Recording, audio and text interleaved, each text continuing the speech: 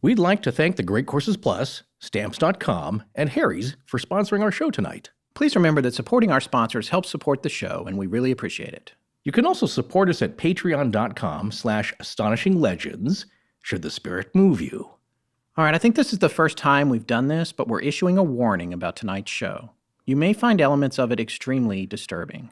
There are tales of hardship on animals, and as an animal lover, I can tell you that some of them are hard to relay, but they are 1,000% pertinent to the story that surrounds Skinwalker Ranch. We'll give you a warning when something is coming up, so you can skip ahead if you'd like.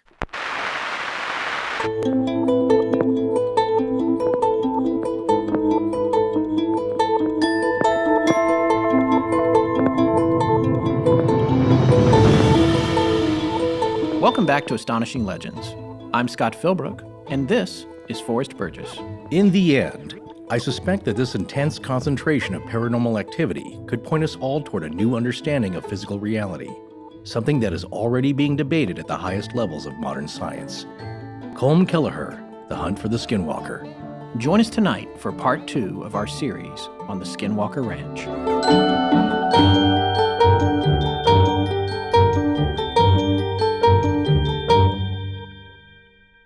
All right, so we're back for part 2 of the Skinwalker series. This one's kind of intense, as is the entire Skinwalker series. It's going to get more intenser as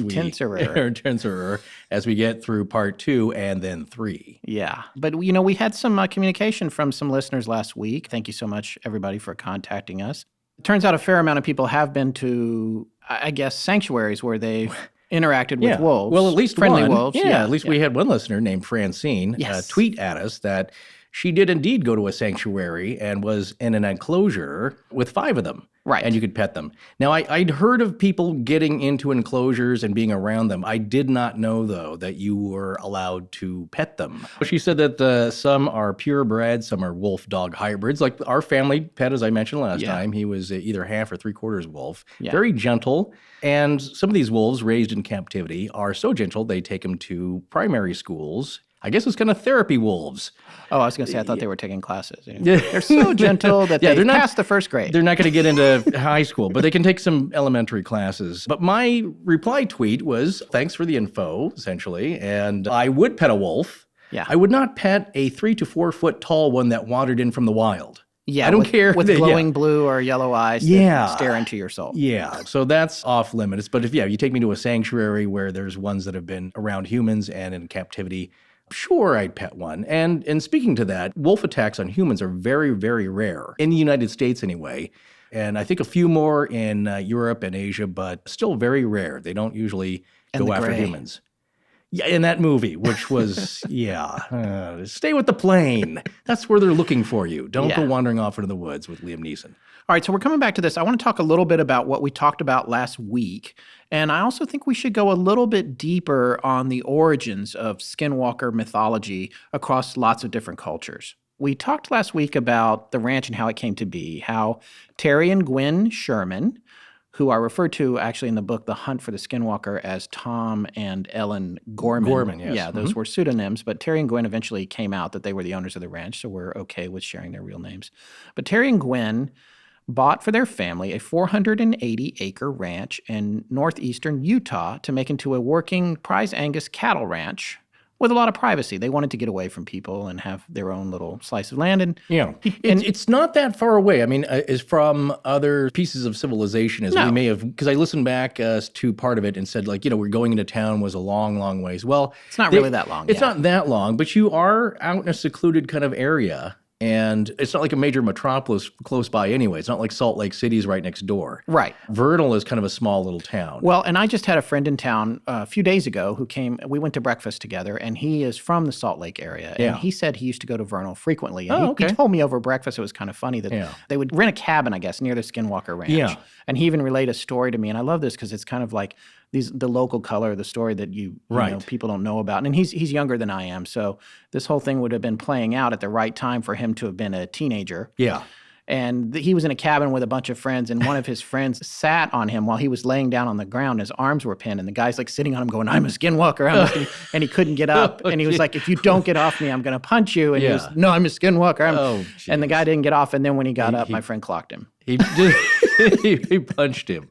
Yeah, but they're still friends. So, anyway, nice. I mean, these are Mormon kids from Salt Lake who are telling skinwalker stories. It's part of the lore. I'm sure every one of you out there listening, no matter where you're from, has some kind of spooky stories. That's just human nature. Where I'm from, it was devil worshippers. Where are you from, Forrest? In the, I would say, central to northern Idaho, eastern Washington, western Montana area.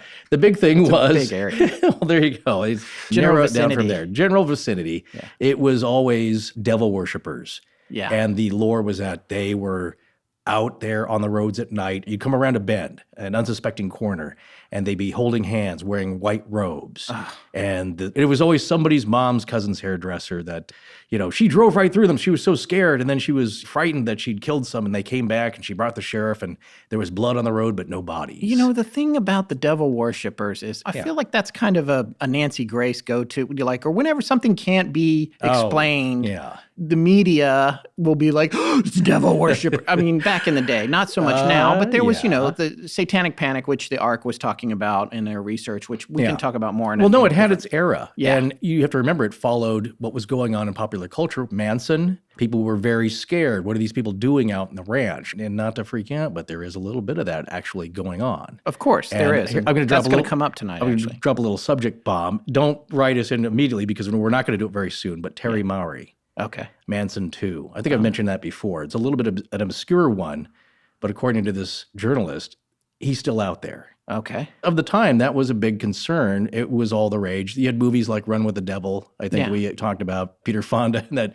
being chased in their motorhome by Satanists. So, no, it was a big thing. But the entire nest egg? No, I'm sorry. No, that's Lost in America, which is also an awesome film, kind of in the same area. But one thing I wanted to mention, though, if you're listening to this and you're much more on the skeptical side, then you're thinking like, well, these are all stories told by one guy. And who knows if these researchers are real? Who knows who's lying here? Yeah. I wanted to point out it's not. If you listen to the folks around there who've got the stories who live in the area, like Joseph Jr. Hicks, as he's known, retired school teacher, he and his whole class saw a massive UFO once, or he claims to. And 30 students. Yeah, and he says, look, ask anybody in the town. And he said, I'll bet half of the people in this town here have seen something. There have been mass sightings reported by large groups of people. So it's not just the Shermans. It's not just some shadowy researchers as well. We're going to come back to that. We're going to talk about that in a little more detail, the veracity of the stories and the surrounding witnesses. And that's something that we want to touch on. And getting back to the recap, Terry and Gwen, they buy this ranch.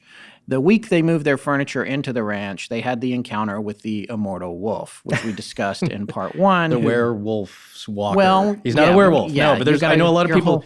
Lycanthropy. I'm saying that right? Yeah, that's the whole person believing they can turn into a wolf or stories about them. But it's lycanthropy, or if you're the person, you're a lycanthrope. Of course, a lot of similarities, and we've got some werewolf fans. Yeah, we've picked up quite a few on Twitter. Hey, guys, we are glad to see you. Yes. Thank you for listening. I wanted to mention quickly, there's a difference between the skinwalker and the werewolf. Here's a basic difference that I found in just my research. The werewolf is generally cursed or bitten by another werewolf, if you believe that. Again, this is a very broad Eastern European legend and lore. The person generally doesn't go out wanting to be a werewolf. They've been cursed by a witch, they've been cursed by something else, or they've been bitten, as American Werewolf in London. We were talking about that, of course, again, because that was a great seminal movie of the time. And you get scratched, bitten, you've gotten some kind of an infection. Of course, that goes back to the plague era and all that kind of stuff. The difference is the skinwalker purposefully takes their knowledge of the supernatural and decides that they are going to use it for purposes of evil, either revenge. This is a Darth Vader scenario, essentially. Yeah, you know what? It's a little bit funny. There's a little story coming up that I think we should mention, that there is I am your father. There's a little bit of that in there. Yeah, thank you. But essentially, that's the difference I could see, is the skinwalker is somebody who enjoys this, not somebody who dreads the full moon. Right. Like, chain me up, I become a beast. He's a party animal. Oh, look at that. Well, no, oh, very nice. I can see the next Bud Light campaign springing from that. But there's, of course, lots of cultural differences. But the idea of the Skinwalker is not just southwestern United States. Its variations are found all over the world. And we'll get to that a little bit later here. Right. So the point is, anyway, they had this encounter with this one particular one. They shot at it. It didn't seem to, as Forrest likes to say, or they say in the military, I guess sometimes, no effect. No effect. Yeah, you shoot at something and it just keeps coming at you. Or just, Yeah. Retreat in sections, as Peachy Carnahan might say. Yes. So one of the last shots he made, when he blew off that chunk of fur and flesh, he did examine it. I don't think we mentioned, though, that he said it smelled like a rotting corpse, like rotting flesh. Yeah. And that brings to mind something that people often report with what they claim were demonic visitations or interactions, that the room that they're in is permeated by a smell of death, of rotting flesh, a rotting corpse, or a bad sulfurous odor. So there's a bad smell that goes with it. So there's a tie-in there, possibly, with demons and other negative underworld entities. Sure. That's one item that made me think of that. The other one has to do with the Navajo legend of the Skinwalker, whom they call Yanadlushi, or I've seen it in different spellings and pronunciations. It also could be Ye Dagloshi. Nice. Shi. There's two I's at the end. I don't know if you stressed the second one, but It sounds right. Yeah, the second one sounds a little more Navajo, I guess. Yeah. Not that we're any kind of experts, but if you speak Navajo, We're not even qualified to be amateurs. No, that's true. If you speak Navajo, drop us a line. Tell us how we did. There's a legend of theirs that one characteristic of the Skinwalker is that they can read your mind, and they know your thoughts, and they know a little bit about your history right there on the spot, and they can also imitate a relative of yours or a loved one and sound like their voice, or a crying infant. So a lot of demon stories we hear about entering your domicile or even a vampire is that they must be invited in. And so if the Skinwalker, as we've said, is not invited in, they must draw you out somehow. So what better trick to use than a crying baby out in the woods that you have to go check on? Right, so now everyone's just going to leave the babies in the woods. No, don't do that. But the similarity, anyway, that I've heard is that a lot of people have reported, if you believe in that kind of thing, you believe their stories, that these encounters, they've seen their relatives being imitated. I mean, like visually, like I saw my mom standing there. I can't remember if somebody wrote in, but they saw their mom cooking breakfast in the kitchen. Oh, yeah. And said hello, good morning, didn't turn around, say anything. Goes upstairs, there's Mom. Mom, your dad, the eggs are going to burn. Like, what are you talking about? No, you were just down there. I smelled bacon and eggs being cooked. I saw you cooking it. So what is that about? And also people have seen themselves duplicated. There's a lot of great creepy stories about that. Right, but I mean, this is a classic recurring theme. And the other thing that you said about the manipulation and the mind control, that's actually going to come up in more stuff here with part 2, but also in part 3, not only with your interaction that they have with these glowing balls of light, and yes, I have to say the word orb, but there's nothing wrong with orbs. But also in terms of, in part 3, you'll hear about some things where the events that were happening seemed to know what they were going to try to do before they did it. There's a big psychic connection to all of this, but getting back to the Shermans, and we did mention this, they seem to be kind of in a trance, because getting back to my tweet response, I see a sauntering giant wolf come up to me. I don't care if it's a small wolf. If it's a smart-looking, tiny, handsome fox, I'm going to be a little wary because it's a wild animal. I don't know what they're going to do. There's people being chased by otters and geese on YouTube all the time. Yeah, I've been chased by geese. Yeah, they're ornery, and people going up to pet a buffalo with You know bad what the results. thing is about those geese? You know what they go for? They go right for the family jewels. Well, that's you gotta the hype. really, That's the- I mean, you got to be able to. That's the neck. I think the last time I encountered one, I had not had the benefit of my yellow belt. That's right, yellow belt. That's gonna help. I think I could maybe now I can outmaneuver it. Sure, right. Well, that's also stepping in goose poops all along the way. It's We all digress. nasty. No, We digress. yes, of course. But getting back to the Shermans, though, it's an odd thing to relay to somebody if you're making that up, but also an odd thing to go through if you're telling the truth and are as knowledgeable about the outdoors as they are. Especially Terry Sherman, he's a hunter. We mentioned that before. Yeah.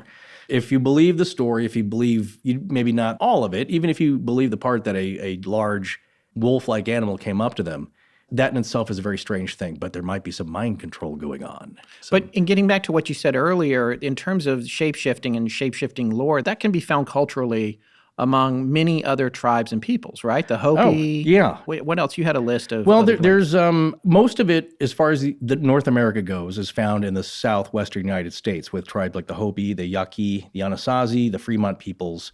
But also you find the Mohawk of upstate New York have their own version.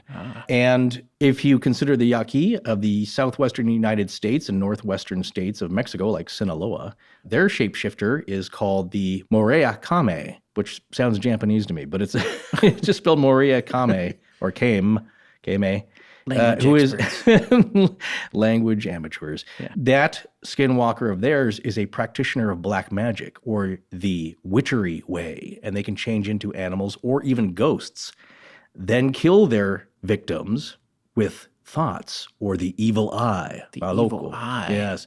No, that's just a cat that gave me the evil eye. Well, boy, that is another vein of lore as well, the cat that stares at you. Yeah. But the evil eye, that's all over the world, but it's also part of the Ute tradition as well. Do not stare at them directly in the eye. Don't look them in the eye. And like with the Navajo tradition. This goes all the way back to Medusa.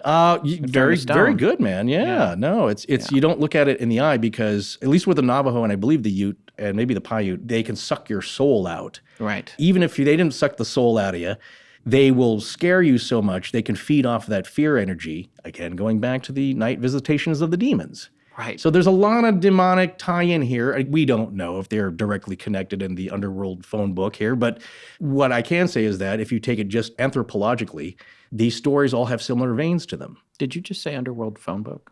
Yeah, whatever they're. I love that. No, if you're thinking that there's any kind of connection between all these things, and that, again, we're gonna head towards that road as well. Part 3, right. the big connections. Yeah. But for this one, these are just things that I notice popping up that seem, well, that seems similar.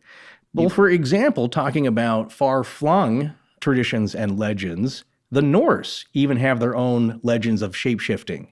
Have you heard about that? I haven't, actually. And those are my people. Well, part of your people. According to my ancestry tree. We came down right through there. Well, then part of your people, anyway, the Norse, have their own legends of shape-shifting. And how the legend goes with them, usually a group of the champion Viking warriors would don either a wolf or a bear pelt. Okay. But they would wear no chainmail armor or armor of any kind. And as I'd read at other places, they would probably get hopped up on some mushrooms or other hallucinogenics or drugs of choice at the time and get themselves whipped up into a frenzy. And if they were wearing a bear pelt, the bear being the representative animal of Odin, that would be called a bear sakur or berserker. So that's where the term comes, berserker. So that's what going berserk comes from? That is, yeah. Whoa. Because they were notorious, and some describe them as being impervious to iron or fire. Because they're hopped up on PCP. Because they're... well, not PCP back then, but... Well, I imagine you get a lot of those Nordic herbs together. You can whip up a pretty strong concoction of something that will make you think you're invincible. And like people, that's not too crazy, though. People on PCP regularly punch their way through car windshields. Right. And go nuts, and it takes 5 guys, large guys to hold them down. But it reminded me a little about the wolf creature being impervious to, in this case, lead bullets. Yeah. And just wandering off. No effect. Well, that's the legend of the Norse type of bear skinwalker, but they also have a wolf version, a wolf pelt version, which they called Ulfenauer or Ulfenauer. I don't speak Old Norse. There's a lot of E's and O's and R's in it. But it basically means wolf coats. And kind of the same deal here. They would don the pelt of the wolf and gain its spirit energy, which would make them victorious in battle. But they would have the ability also to send out their soul in the form of their animal in a practice called hemfarir, or shape journey. Okay. So, yeah, you think like it's not all just Native American. People got their own little versions here all throughout the world. But then if you break it down to the southwestern United States and the Native American peoples, they all have slightly different origin stories. And speaking of that, we had a listener named Manuel write to us that he was reading a book called Book of the Hopi by Frank Waters. And the Hopi legend tells about kind of an origin story of the skinwalker. So I'll relay a little bit to you right here. So, and this is Manuel telling us about it from Frank Waters' book, Book of the Hopi. So the story relates to a situation of a young girl getting impregnated by some miraculous force by a powerful-looking man, and that's in quotes. So the girl subsequently gives birth to a young boy who is endowed with some sort of hunting prowess. And one day, while hunting rabbits, he is assisted by a powerful-looking man who says, "I am your father. Come with me." That's the Darth Vader reference we made earlier. Yeah. This man takes the boy on a journey to different kivas, which are ceremonial-shaped pits, usually found in the Pueblo peoples, or in the older versions, they were a large square underground room. But ceremonial. Yeah, and they're yes. cool. I've actually seen those because I have toured the desert Southwest, many of the parks with my dad when I was a kid. And I went to Chaco Canyon and saw the Anasazi ruins there and Canyon de Chelly. And the kivas in the dwellings, which in those cases were round and had a hole in the floor in the middle. Yeah, which I think they thought was access to another world. Yeah, actually, there would be like a tiny tunnel that usually oriented north, and that was the connection to the underworld, where their ancestors go to after you die, but also where babies come from. So it's kind of a starting point. What's interesting, though, to note here that authors, but also Ryan Skinner points out that their connection, their idea that these ancient peoples had, the Fremont peoples and the Anasazi, was that there is an origin point, and it is not celestial. It doesn't mean it's out in outer space somewhere, out in the heavens. Think of it as kind of another dimension, as the way they thought about it. It's connected to the earth. It's close by. It's just another world that you can't normally access or don't see unless you go through these ceremonies. That was the function of the portal in the kiva, which is just a little tunnel. And again, it's a ceremonial, it's representational. Some of them the larger ones had a kind of a small well dug in the floor or different floor things, which they thought might have been a foot drum used by the dancers. The very early ones were very square. Some are completely underground. Some are flush. The top edge would be flush. It's an architectural feature now in the Southwest. Find it. I mean, my dad has a kiva in his backyard. It's made of brick. And when they did their backyard landscaping, he made a kiva. Oh, very nice. But it's got flowers in it. And it's got sun chairs on it. Oh, that's a nice place I've to laid out there myself relax. While my son was playing in the little inflatable pool, and nothing happened to me. I did not go in any. You didn't go into another dimension. But I wasn't doing any, kind of special stuff to get there. So. Well, that's good. You may not come back. It's very ceremonial. So, and to continue here with Manuel telling Frank Waters' story about the Hopi, which is not really Frank Waters. This is the Hopi legend. Yes. So and the Hopi peoples, by the way, predate these other. There's some of them tribes. Right. They're way backs, right? Yeah, some of the earliest ones, though, would be the Fremont peoples, as we've said, and the Anasazi. And the Anasazi. And the Hopi are a branch of theirs. Don't quote us on this because we didn't. We're just kind of improving here, right? But I do remember that the Anasazi were in front of kind of everybody else, except maybe the Fremont peoples you're talking about. But. Yeah, there was another branch, but the word Anasazi in Navajo means enemy ancestor, right? So very old culture here, but getting named way after the fact. They didn't call themselves that. No. No, they didn't. They didn't refer to themselves as that. So the man, I am your father, come with me. He takes the boy on a journey to different kivas, these ceremonial chambers, where the boy is presented to many different people, and these people in the kivas begin to demonstrate to the boy how they take different animal skins and turn into those animals. So a very early mentioned in creation folklore here. Creation myth of people turning into animals. Are these literal transformations, or are these put a pelt on and run around and act like a wolf? Well, you don't know. That's what I'm saying is that... We don't know. We weren't there. No, but you'd asked about the kivas and their possible function, I guess, as a portal to the other side. Yes. And from what I gather, that was probably more ceremonial. Like the little tunnel dug in the kiva, pointing north, is a portal to the underworld. Seems more ceremonial. You're talking about a tunnel, but when I was there, it was a hole in the center of the floor, in the middle, down in the ground. Well, how deep did it go? Not very deep. It's pretty unimpressive visually, but I imagine, if magic's coming out of it, it's probably super impressive. You don't have to dig it that deep. It doesn't have to be actually deep. You're not really digging to... The Lemuria. Yeah. It's a door. It's a door. It's like, well, that's why draw the door. Beetlejuice, they draw the door in the brick wall. And it works. Yeah. But in case of emergency, draw a door. Draw a door? I don't know why we keep looking in that stupid book. What I'd gathered from the reading, though, was that might have been actually a footwell for a drum. When I said the dancers would hit that as a foot drum. So I'm not sure if that's the actual that's not thing. What the guides told me, but granted, this was 40 years ago. 81? No, not 40, but like 7. Early 80s probably. Yeah. Okay. I was being told this by park rangers at Canyon de Chelly. The impression was made to me that because I remember as a kid being spooked by it because they were saying this hole is the door to the other side. Of course, they don't know anything because these people were all dead 1,000 years before we. That's true. You are just guessing. And even the tribal ancestry probably doesn't know for sure. You're talking about 1,000 years of the telephone game. Yeah. But they do try and keep their traditions alive as best they can. Right. It's just when I'd read, though, that the orientation of the hole was to the north. And there's a reason for that, ceremonially and spiritually. Yes, I've heard that as well. Yeah. I'm just saying this was a hole in the middle of like a spoke. I believe that. But if you ask me... It didn't have a direction other than down. Okay, so that's a circle. Right, so that's a little different. But if you were asking me, though, what's more likely, a built object or pathway to another side? Yeah. That, to me, sounds like the Anasazi Road to Nowhere. Yeah. Which there's a bunch of. I hadn't actually heard of that until you brought it up to me. And, of course, the first thing that I thought of was the Talking Heads. And then we're on a road. Yeah, well, where do you think they may have gotten it? Yeah, exactly. He's a smart dude. So, yes, this is also ceremonial, but these are found also, representations of them are also found in the petroglyphs in the canyons of the area. And then petrographs, which are painting on top of rock. The petroglyphs are usually chipped into the rock. But you see a representation of this, and how they kind of guess that is that there are some, in early forced perspective, you'll see some characters that look smaller and some that look larger, which mean they're close to you. So that people, these figures, are on a journey along this road, and along the road you see urns.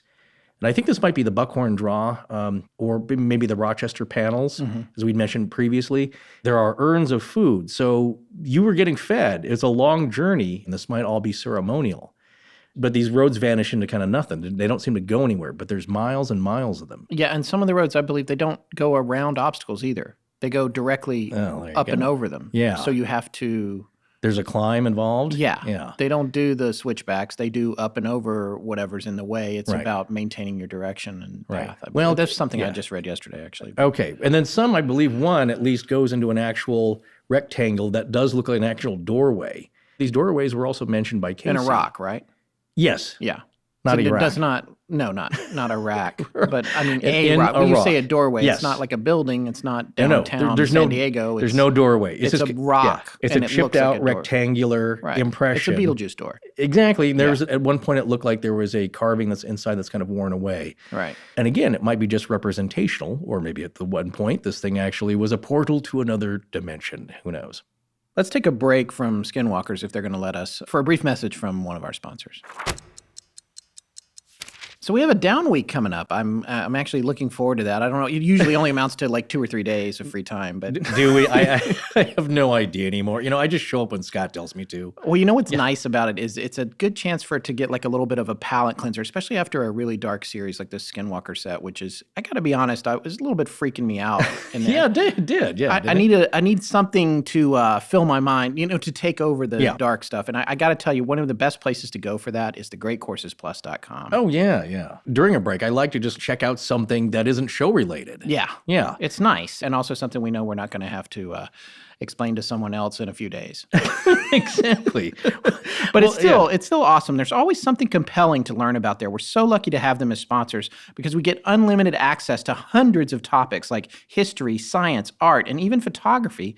And they have a special offer for you guys where you can get access to all of that too, which we're going to tell you about here in a second. You can start on one device watching these video series and then pick it up on another, kind of like a podcast. You can go from laptop to tablet to mobile phone or even your television. Yeah, it's very cool. It's on-demand viewing, basically. Well, it really is seamless enjoyment. And speaking of enjoyment, I'm going to do a little test here. I've currently just gotten into my latest video course, Heroes and Legends, the Most Influential Characters of Literature. And this one starts off with a lecture on Frodo Baggins, a reluctant hero. Ooh. Okay, so now I'm going to quickly name some of the titles of this 24-part series, and I will bet that there is at least one subject in there that's of interest to every one of our listeners. Odysseus, the trickster hero. Trickster being an operative word here. Yes. Guinevere, Beowulf, Thor, Robin Hood, Don Quixote, Robinson Crusoe, Huckleberry Finn, Sherlock Holmes, Dracula, James Bond, fairy tale heroines, and Harry Potter, to name just a few. And I know that we have got some Potter fans out there. Did you say Robinson Crusoe? Is he related to David Crusoe? Wait, did I?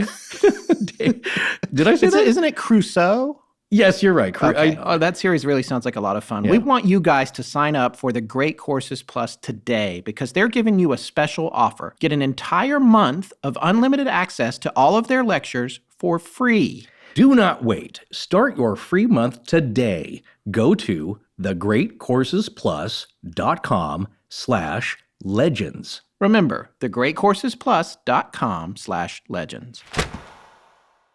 Man, I cannot wait to check out that lecture series. That sounds really cool. Oh, yeah.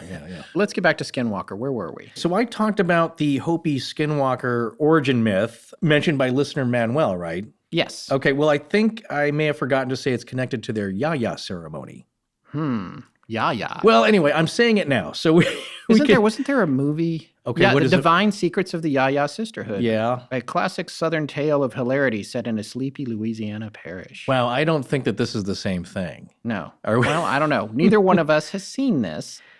No. Anyway, we digress. Well, at least we could say we got our Yayas out. That's a little joke for our Stones fans out there. Yes. I did also read that the participants had to give up the ceremony because for some reason they were all getting eye infections. Oh. I don't know what that's about. I don't know if that's true, but yeah. So they I don't think sharing it's towels? I did masks, Yaya ceremonial conjunctivitis. masks. That's a very important part, and I think probably still currently practiced, probably through dance and ceremonial festivities. But I don't know. Nowadays, it's really all just keeping the traditions alive. And it's remembering the way of the ancestors. Okay. They're very cool. I've only seen a video of them. You know, some of the, they're not really for everybody, but these are sacred ceremonies and they bring forth the bounty of the earth. Good rains, fertility for all, food, you know, all the things that you need to enjoy a happy life. Well, the next question is, can that go wrong? Yes. Like opening the door. They can all go wrong. Yeah. Always room for that. All right, so let's get back to some of the incidents with the Shermans Yes. at Skinwalker Ranch. A few weeks later, we already talked about this. We talked about the other wolf that came up to Gwen's car that was bigger than the car. Yeah. And Well, you know, they are in different stages of human to animal to hybrid to something in between. And Yeah. this was one where it was mostly wolf, as Chad so greatly illustrated for this episode. yes. But it was freaking huge. Yeah. That alone is frightening. Something of that monstrous size. Yeah, it is scary. And one thing that's interesting is there was one Ute tribal member who was a police officer, I believe. Yeah. And he had said, oh, no, well, there's a difference between skinwalkers and Sasquatches. And this is out of Kelleher and Knapp's book, The Hunt for the Skinwalker. But he said there's a difference. The skinwalkers are only 6 feet or so tall, and then the Sasquatch is much bigger, and it's two different things. Although Knapp and Kelleher pointed out that there were some people that thought it was all one and the same, and there's some that think it's two different things. And then, you know, Yes. and that's going to come up here in a minute in my outline. Okay. But there's something interesting about that. But the thing that I always come back to when I think about the Sherman homestead Yeah. was that the whole thing is essentially all the deadbolts that supposedly were in the house. Right. In the hallway could supposedly be locked Yeah. off. There was a closet with a deadbolt on the inside. This is according to Kelleher and Knapp. Debated a little bit by... It is debated, and Yeah. it's just like any other thing we've ever covered. Yeah. There are dozens of forums with thousands of postings of people arguing Yeah. every which way from Sunday Yes. about who is lying, who is telling the truth, who is a sociopath, who is. Right. It's because people get caught up in this stuff. Yeah. And I can remember going all the way back to Amelia Earhart. It's files like- and lapels and cigarettes and oils. Yeah, there's just okay. so many things to Yeah. argue about. And the thing that I always love to remember is that nobody who's arguing 99.9% of the time has been there Yeah. or yeah. seen it Right. or personally experienced any part of it. Everyone's just making their judgments, which we're Yeah. doing, of course, too. We haven't been there either. No. But we do try to dig and read as much as we can. And we are aware that there are people that think that this is a hoax. And we're going to talk a little bit about that later on. Right. But- and now before I forget, I didn't know this is a good place to mention this, but there is somebody, the brother of the former ranch owners. Yes, Garth, he's going to come up. He's gonna come in up. great detail. I'm going to lay this one out here now just because you did mention deadbolts on the cabinets. You know, I did read that he was saying, well, there weren't that many deadbolts on the house. That's been exaggerated. There were just some deadbolts inside in the kitchen cabinets. Yeah, And it's he like, did say that. why would you need...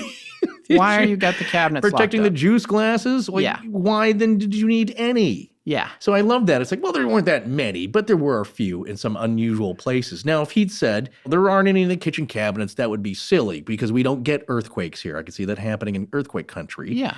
Or But if you have to be yeah. concerned about a bear or something, but they wouldn't stop a bear. No, frankly. exactly. Yeah. Now, if you said even though that there were latches and deadbolts on the insides of the closets, like, okay, kind of a cheap panic room. Yeah. All right, I can see that. Yeah. So that didn't make sense to me. It was a little funky. Well, we're going to come back to that. Okay, in a second. good. So we're going to talk a little bit more about the things that happened on the ranch, but this is probably a good time to take a look at the known history of the land. As we said before, the land was originally Ute tribal territory, and it neighbors a place called Dark Canyon where the Utes came to believe the Skinwalkers live, and they've forbidden anyone from going there, including the celebrated Junior Hicks, who was a major contributor to a lot of the local lore. Yeah. He's a retired science teacher, Right. but he's been teaching in the area for, I think, 30 plus years, so he knew all the locals. He is a local. Yeah, when he saw his sighting with his class of a unidentified flying object, that was in late 50s, early 60s, I think. Yeah, like but you know what? 59. I'm not sure that was actually, and we already said this Oh, earlier, yeah. but I'm not sure that was his class. He said it was a class. Okay. It was students. I'm not sure that was him. I think All it right. was students, just to be, for our fact-checking Sure, sake. sure.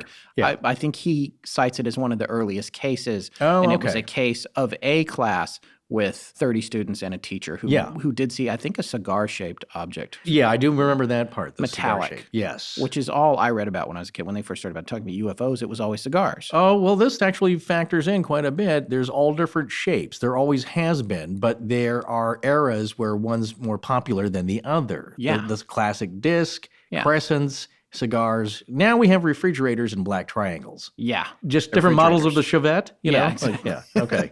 So we already talked about skinwalkers and how pervasive they are in lots of different cultures globally. I want to talk a little bit now about Ken and Edith Meyers. They had the ranch house built. Yes. Is that right? Yes. Yes, Yeah. they had the ranch house built, and originally when they bought it, they only bought, I think, 160 acres, and then they kept buying parcels and adding to it, which is actually typical when you buy ranch land. Yeah, of course. You try to expand it and Yeah, as get you make more. money with the workings of the ranch, you Yeah. have money to buy, different lots and parcels. Now, there wasn't a whole lot known about Ken and Edith in a lot of places. Everybody's just like, oh, the ranch was vacant since the 30s. That's actually not true. We found out a whole lot more about them.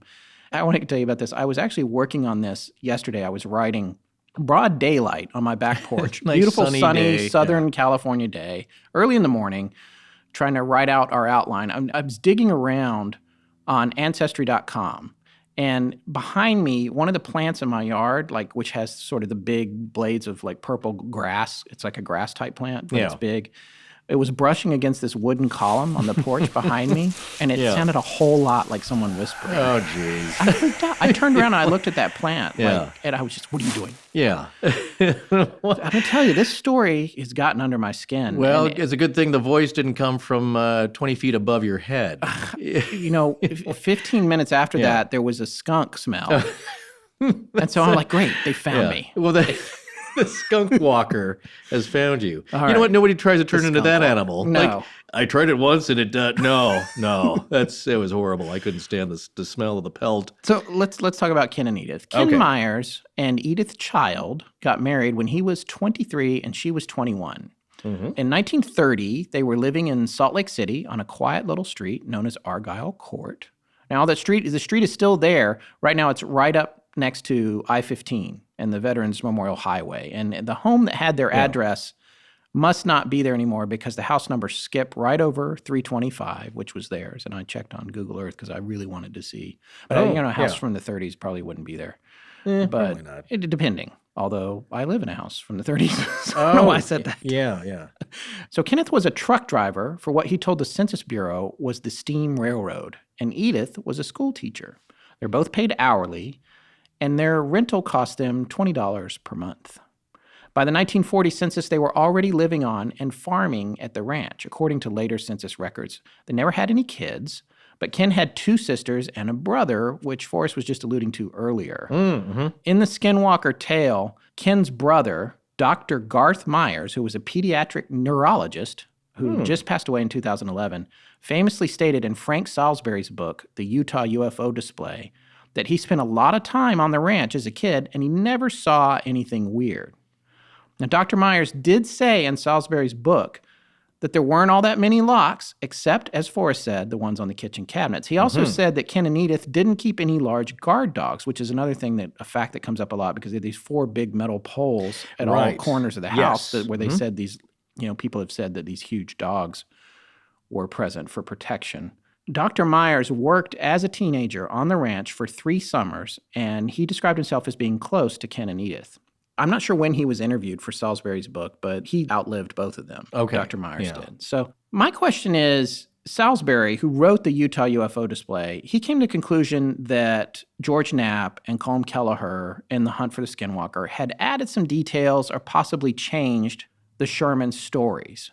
But he also felt upon interviewing the Shermans that something definitely happened at the ranch. It was just hard to know exactly what it was that happened. So, and this is something I wanted to talk to you about. That thing that we've seen in our research and that everyone knows when a story is spectacular like this, details get exaggerated, facts get a little crazy, and especially if people start getting attention that really like getting attention.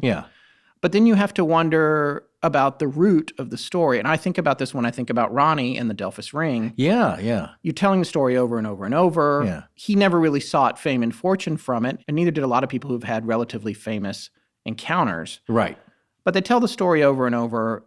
After a while, it's hard to keep details straight, and embellishment is just a natural part of the human condition. It's just something, it's the big fish tale to a certain extent. I'm not saying that that's what's happening here or necessarily that Kelleher and Knapp did that in their book. No, but you have, you bring up an interesting point because there's a dynamic here. And that where we're getting this, keep in mind, Terry Sherman hasn't written any books about it. He's just been interviewed over and over and over and over and over again and filed reports, which were taken down by credible scientific methodology kind of sources and authorities. So there is some of that. And Kelleher was part of that with an organization we're going to talk about later. George Knapp, you can hear him on Coast to Coast. Actually, when we recorded part 1, I was driving home kind of late, and you asked me, like, oh, was George Knapp on? And yes, he was. He was. You were listening right to him. We actually reached out to him for an interview early on when we were starting this series and didn't hear back, but it's not surprising. He's very busy and popular man. Well, he's on the air on Coast to Coast. So what I'm saying is that he's somewhat of an authority and taken seriously. But my point is, when you're mentioning that, what popped into my head was, whose story are you going to believe about Oak Island? Mr. Blankenship's or Mr. Nolan's? Because there's 2 older guys about what happened when and who's got rights to what. So when you have 2 competing kind of reporter sources here, you have Salisbury, you have Kelleher. Ryan Skinner's another great source, too. He is. And we actually exchanged emails with Skinner, and he's been great. We're going to feature a little bit more of his stuff, I think, later on. And then George Knapp. They may all shade it a little bit differently and have different points of view, and they also are coloring it with their own belief system. So it's going to differ between who said what and how colorful one person's interpretation is. And that's actually going to get particularly crazy with the relationship that happens between a large corporate entity and MUFON, which we're going to talk about in part 3. I don't want to give too much away about that. No, but that is a great point of view, because here are 2 different entities that have different goals, shall we say. And they don't meet up, and then when that happens, you have falling outs. Exactly. The other possibility is the idea of intentional disinformation. Oh, sure. No, I believe that. PSYOPs. Psychological operations? Psychological operations. I guess you might know a little bit more about them than I do. I'm doing one right now on you. I mean, the goal of a PSYOP is to lead others to believe something that you want them to believe that isn't necessarily true for your own benefit. Okay. In simple terms, it's meant to freak out the enemy. Right. During the Vietnam War, that kind of ramped up because it's the CIA and the PSYOPs organizations with the U.S. military playing on the fears of the indigenous population. Like, the things I heard they would do is that they would leave a dead body, put some puncture holes in the neck, make it look like a vampire killed this person. Right. Leave them placed around strategically. The other interesting thing is that when we were talking about that one episode of the X-Files, one of the characters in there explains how the Germans used to project an image of the Virgin Mary over the French trenches to freak them out, because that gives them pause. And so the idea is disinformation pointed towards the enemy that gives them pause before attacking, or just, again, basically to freak people out. Well, there is a retired colonel who is wrapped up in this story, and we haven't really talked about him yet. His name is Dr. John B. Alexander. And Yes. he's going to come up later as being heavily involved in the scientific investigation that you referenced earlier, which is going to be more of a part 3 thing. But that's something that happened after the Shermans sold the ranch. Right.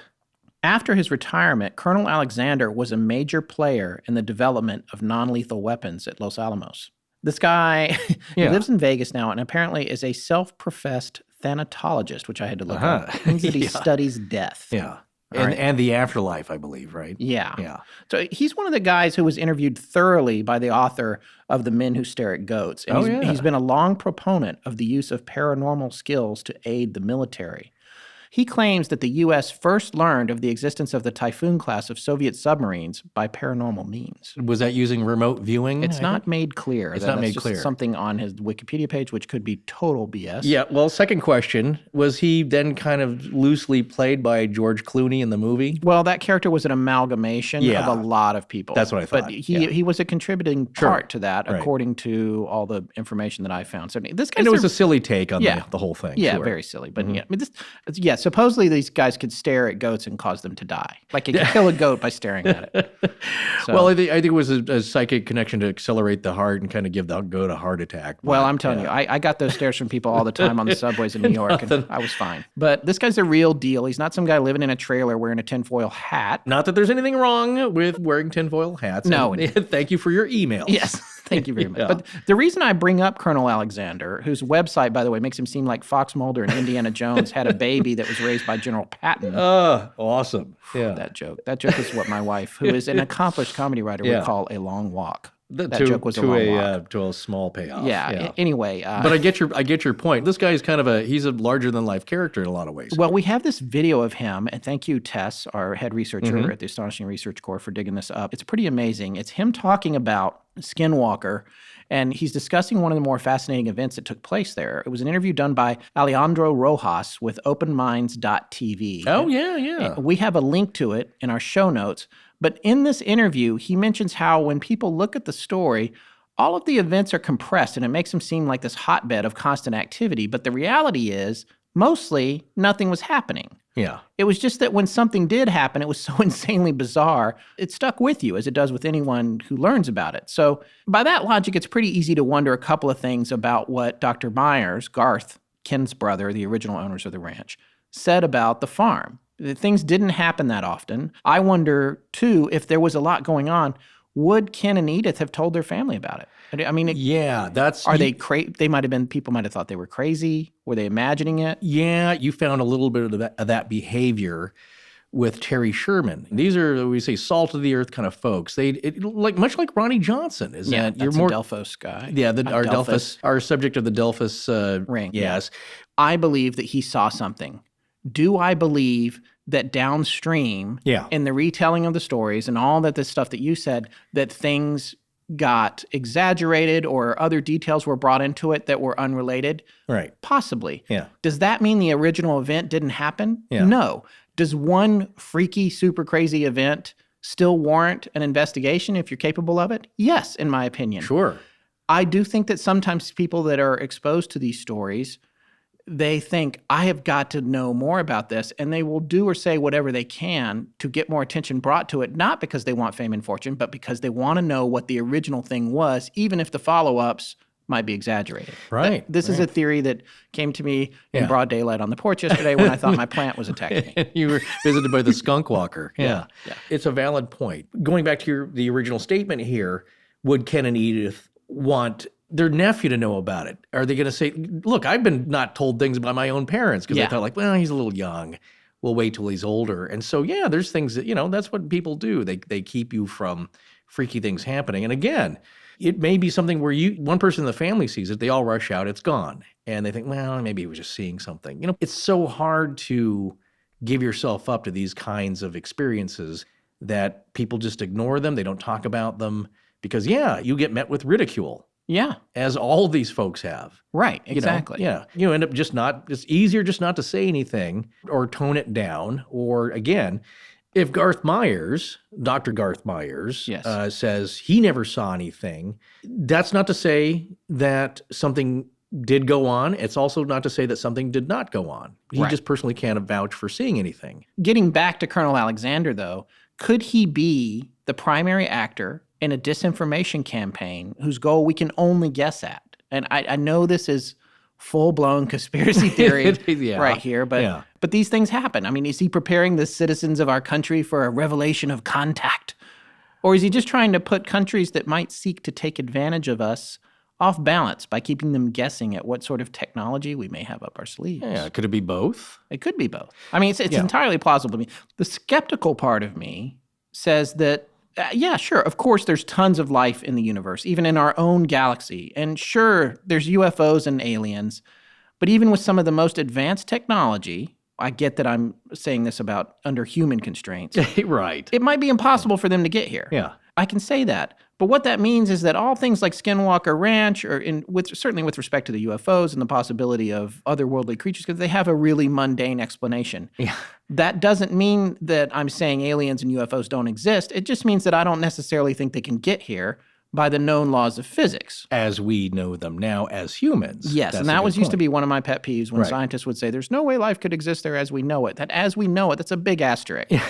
But hey, most of the universe is made of stuff that they have no idea what it is. Yeah. Okay. Dark matter. So as we can conceive of it now, I think it's a lot of it's human hubris where it's like, well, we got a good idea in most of it. And it's like, well, you don't know what you don't know, off that off quote kind of thing. So when you're saying there are known knowns, we always go to Rumsfeld, right? Yeah, well, yes. There's things we know, things that we don't know that we know that we know. That we didn't know. And then the one aspect of it is like, yeah, that's kind of, maybe it's trite and silly, but you don't know what you don't know. That way it can't be a factor. So we touch upon the Fermi paradox before. So, if you want more on that, go listen to that episode.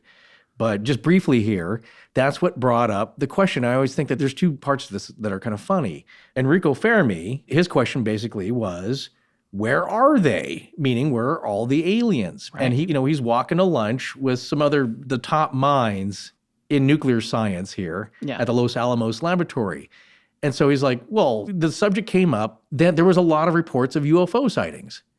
And, they were joking around. There was a cartoon about aliens possibly stealing the trash cans off the government base there. You're sidestepping the question. It's like this question came up in the first place because people are seeing strange things. And if it's not the government, then who is it? So, and then you're applying our own technology as we knew it then and do now to like, well, if it took them this long, using rocket propulsion and essentially still using fire, which now seems kind of quaint, looking at all these flying machines we have buzzing about, that it would take them this long, and if they lived on the ship, like the Battlestar Galactica, blah, blah, blah, and just like the age of the galaxy, what if, one, they're already here? Then the question is kind of moot. And then, two, how do they get here? Well, what if they've always been here? Exactly. There's a lot of things that you... Do you know what I'm reading to my son right now at night? Which I forgot how much I loved it. Communion? A Wrinkle in Time. Oh, yeah. A Wrinkle in Is there a children's version? No. Or is that just to hear him talk and he goes to sleep? It's interesting. Or how to hear you talk and he goes to sleep? I'll never forget when I read that book as a kid, when it talks about the Tesseract and folding space and time to get from one place to the next, which they sort of cover in Interstellar as well. Right. But it's a fascinating idea, and I don't believe that it's impossible. Sure. But I guess my overall point from earlier is just that if I say they can't possibly be here, it can be for a reason besides the fact that I don't believe they exist. You know what would be cool? What? If you could buy a piece of land like Skinwalker Ranch with a portal on it, right? And you could just throw packages through and they would just pop out in the right place, like in that game, Portal. Well, it sure would save us a ton of time with the store shipments. Well, even with Portal at our disposal, I'd probably just keep shipping stuff the way we always have. Because the truth is, you kind of get stuck, and me too, doing things the old way, just out of habit, and including critical stuff like mailing and shipping, even when what you're doing takes forever. Well, why be stuck doing things the old way when you can have a portal right outside? Because it's guarded by a skinwalker? Well, yeah, right. But the truth is, Stamps.com is the same kind of time saver. If you're still making trips to the post office, you can stop because with Stamps.com, you can do all of your mailing and shipping right from your desk and never go to the post office again. With Stamps.com, print postage for any letter or package using your own computer and printer, then hand it to your mail carrier or drop it in a mailbox. It's convenient and easy to use, and it will save you money because you get special discounts that you can't even get at the post office. In fact, I've been using it now for several weeks for our stuff, and it's already saved us a fortune in both time and money, which is great. It has made things a lot easier for us, and it can for you too. Right now, sign up for Stamps.com and use our promo code LEGENDS for this special offer, a 4-week trial plus a $110 bonus offer, including postage and a digital scale. Don't wait. Go to Stamps.com. Before you do anything else, click on the microphone at the top of the homepage and type in LEGENDS. That's Stamps.com. Enter LEGENDS.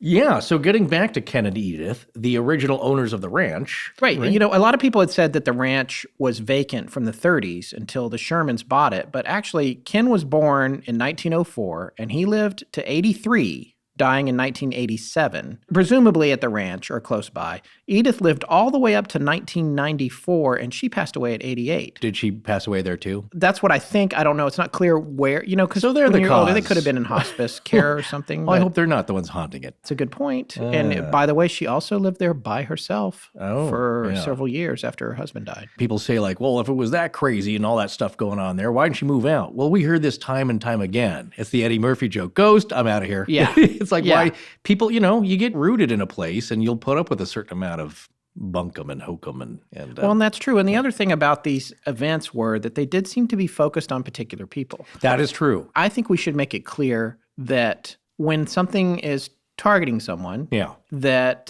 or targeting a particular kind of person, and there's a dearth of events for a certain amount of time, we're talking about things that don't necessarily care about time. So just because nothing happens for 20 or 30 years and then a bunch of stuff happens, Yeah. and then it might not happen again for 50 years because you don't know what time is like for that thing on the other side. Right. Time is just a perspective for us here on Earth. And it's like that old saying, time is what keeps everything from happening at once. Yeah. Yeah, on the I other feel like side. Einstein yeah. used to say, like I knew it. Back when we were at the Starbucks. No, I had read one of those books, you know, there's a group that releases books for uneducated people to understand complex scientific concepts like every year. And I had one about quantum physics for dummies. Yeah, it's kind of like that. And but I remember that he had this theory that everything is happening at once. Well, And geez, that time it's is what allows us to process it or something. I think we'd mentioned this before. That's kind of a Buddhist concept. There is no past, there is no future, there is only now. So you got to really think about that one. What does that mean? It's all one continuous now. Yeah. It's all happening at now. We're not going to get into it right at this point. This might be a part 3 thing.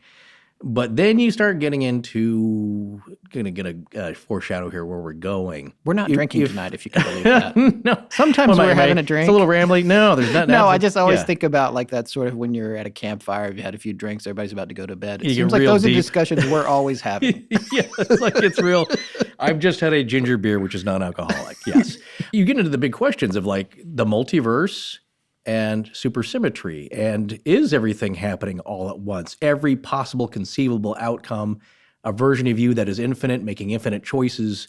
Chew on that one in the back of your head while we would progress. Do you know how you get into the multiverse? Buy a ticket online. Nope. There's that, no? Multipass. Oh, very nice.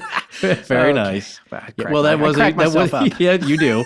Anyway, wrapping up Ken and Yeah. Edith, the property wasn't really vacant. It was actually purchased pretty much almost as soon as Edith passed away. And True. Yeah. It's a good piece of land. There's a reservoir nearby. I mean, it's spectacular somewhat to look at, but it is that kind of dry, deserty, kind of bluffy land. But it's good ranching land. That reservoir is not without its own stories, actually. yeah. It's funny that you should bring that up.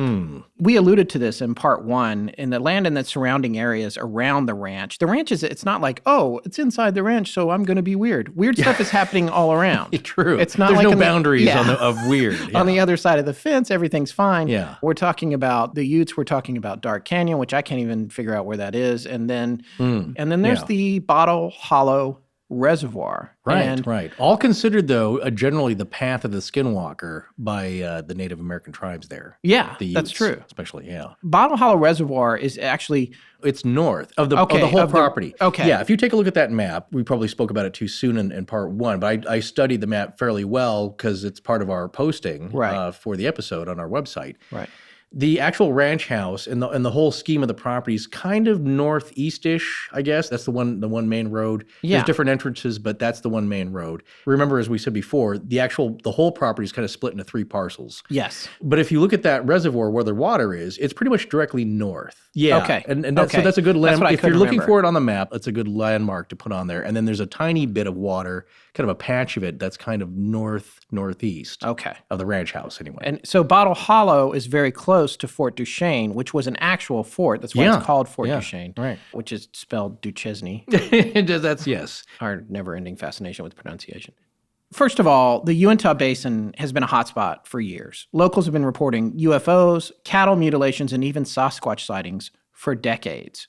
So you have to wonder, like, how can all these things be happening in one place? And you take it a step further if you want to reference our episode on the Coral Castle, for example, and the fact that there's aeronautical charts for the area, and this is from Ryan Skinner's website, that show the area over the ranch and to the west of it have a pronounced magnetic anomaly in the area that can affect compasses. Yeah. So, and that's something when they put these on these charts because they're basically saying to you as a pilot, if your plane has issues here, we Yeah. know about it. Tough turkeys, but that's what's happening. But why take a chance? Yeah. If you don't recognize this kind of phenomena, Right. it's a reported phenomenon. So Right. And so getting back to Duchesne, it had been established originally to guard the Indian frontier in eastern Utah, western Colorado, and southwestern Wyoming.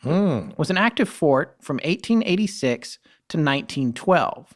In 1888, 2 years after it opened, Congress declared 7,000 acres of Ute land just to the west of the fort public domain so that it could be mined. This is lobbying in its finest form. Yeah, Let's take it from the Utes and let's mine it. Anyway, when they did this, apparently they accidentally left out any declaration of law for the territory. So as a result, it was like Vegas in the old days. There were no holds barred.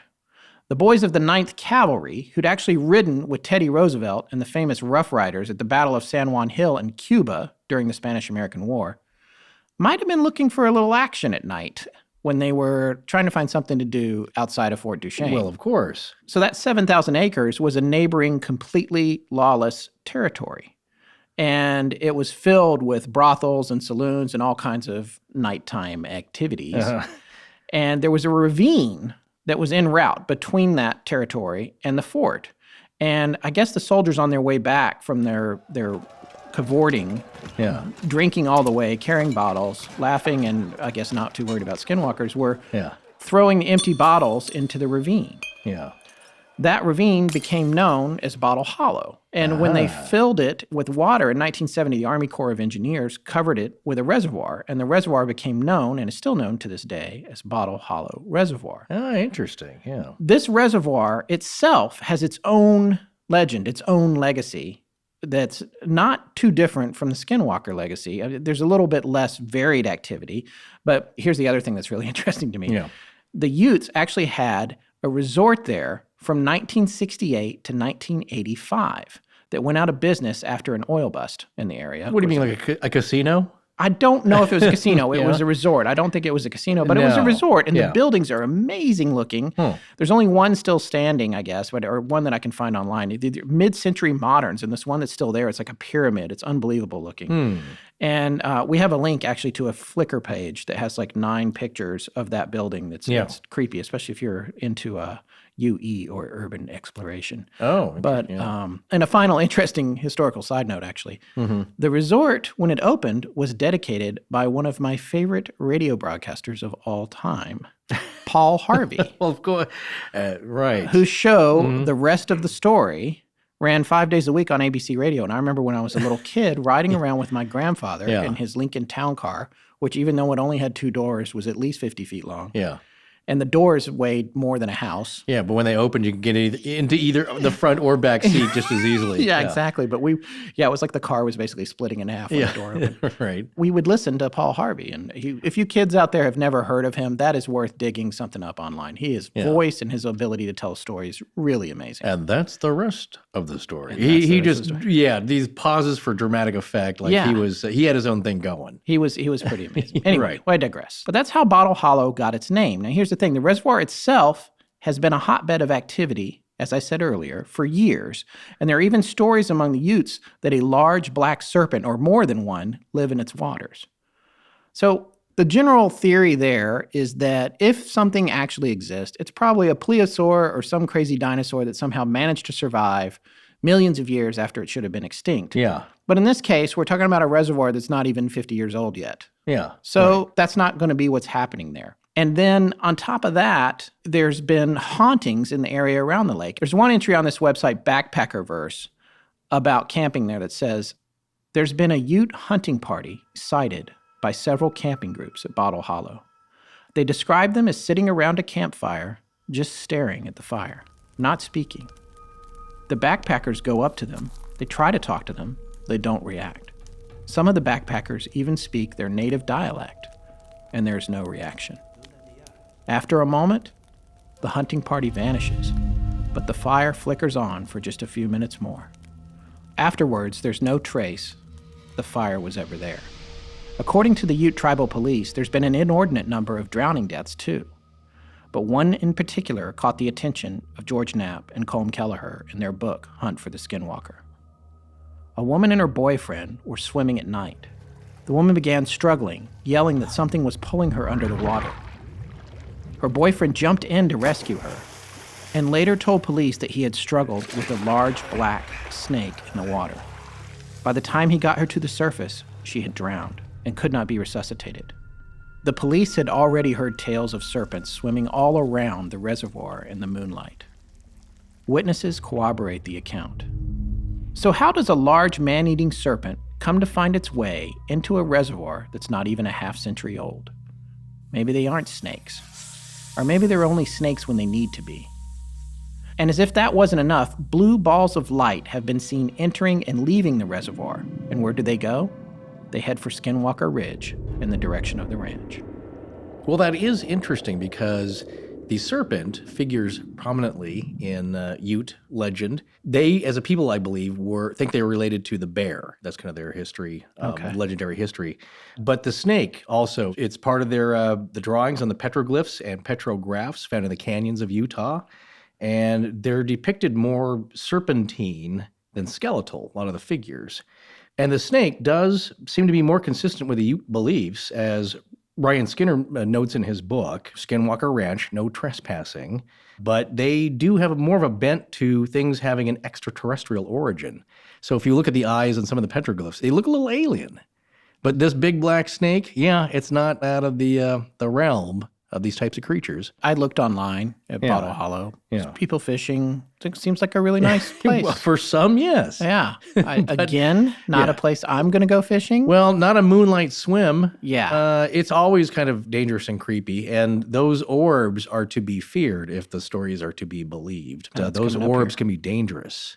Before we get into more of the incidents that happen on the ranch, why don't you hit me up with some stories about incidents that happened not on the ranch? Like we said, it's not just about the borders, and it's not even just about the neighboring area. In a lot of ways, it's the entire four and what they call three corners region. This is just the whole Southwest is a hotbed of activity. Three corners, four corners, the whole Great Basin area. Yeah. Yeah, it's the land of enchantment. Yeah. And, it's funny. I was on a road trip, and I went to the Four Corners. I've been a couple times in the past. I just think just 2 or 3 years, and I took my son there. The first time I took him, he was so young. There's a place out in the desert where you can see. And this is south there, where the Colorado, New Mexico, Arizona, and Utah borders all meet up. And if you go to the actual place, you can stand in 4 states at once. Right. Now, which I believe is surveyed. Didn't you hear that? Well, yes. Okay. There's a couple of things about that. One is that when I was a kid, it was a little like concrete podium, and it was surrounded by Navajos selling really cool like blankets and stuff. Oh, yeah, yeah. Mm-hmm. Now it's a big thing, and it still has the little sales kiosk, but nobody was in them when I was there. There's a Cinnabon there. And my son was so young, he couldn't really have cared less about it. I have a great picture of him looking bored, playing on my iPhone in 4 states at once. Yeah, well, that's something. Yeah. I also heard it was missurveyed, and I think that it's not exactly in the right position. So that's the other thing I love is it's like this mecca that all these tourists go to be in 4 states at once, when in reality that spot is out in the parking lot. Look, it's the idea. It's symbolic, like a lot of what we're talking about tonight. Nothing magical happens if you're actually on that one point. point. Right. Of the 4 states. Right, But it's a man-made construct. And, by the way, that's way south of where we're talking about. When I said 3 corners earlier, that's what they refer to up closer to where the ranch is, Utah, Wyoming, and Idaho. Yeah, right. Because they all come to a juncture right there. So that's 4 corners, 3 corners. But the 4 corners is the one that's like the only place in the country where you can be in 4 states at once if you're in the right spot. I believe the that's parking lot, which nobody knows where it is. Not technically, yes. But the whole area, you're not too far, really, from some other enchantment. Well, that's... Dulce Base, Yes. Los Alamos National Laboratory. Here's a story from the region, I would say. There was a police officer who was driving down this road. I can't remember what road it was, but this is outside of Gallup, New Mexico. Yeah. And this ghoul apparently comes out of nowhere and is running along next to his car, and he said it was wearing some sort of white mask.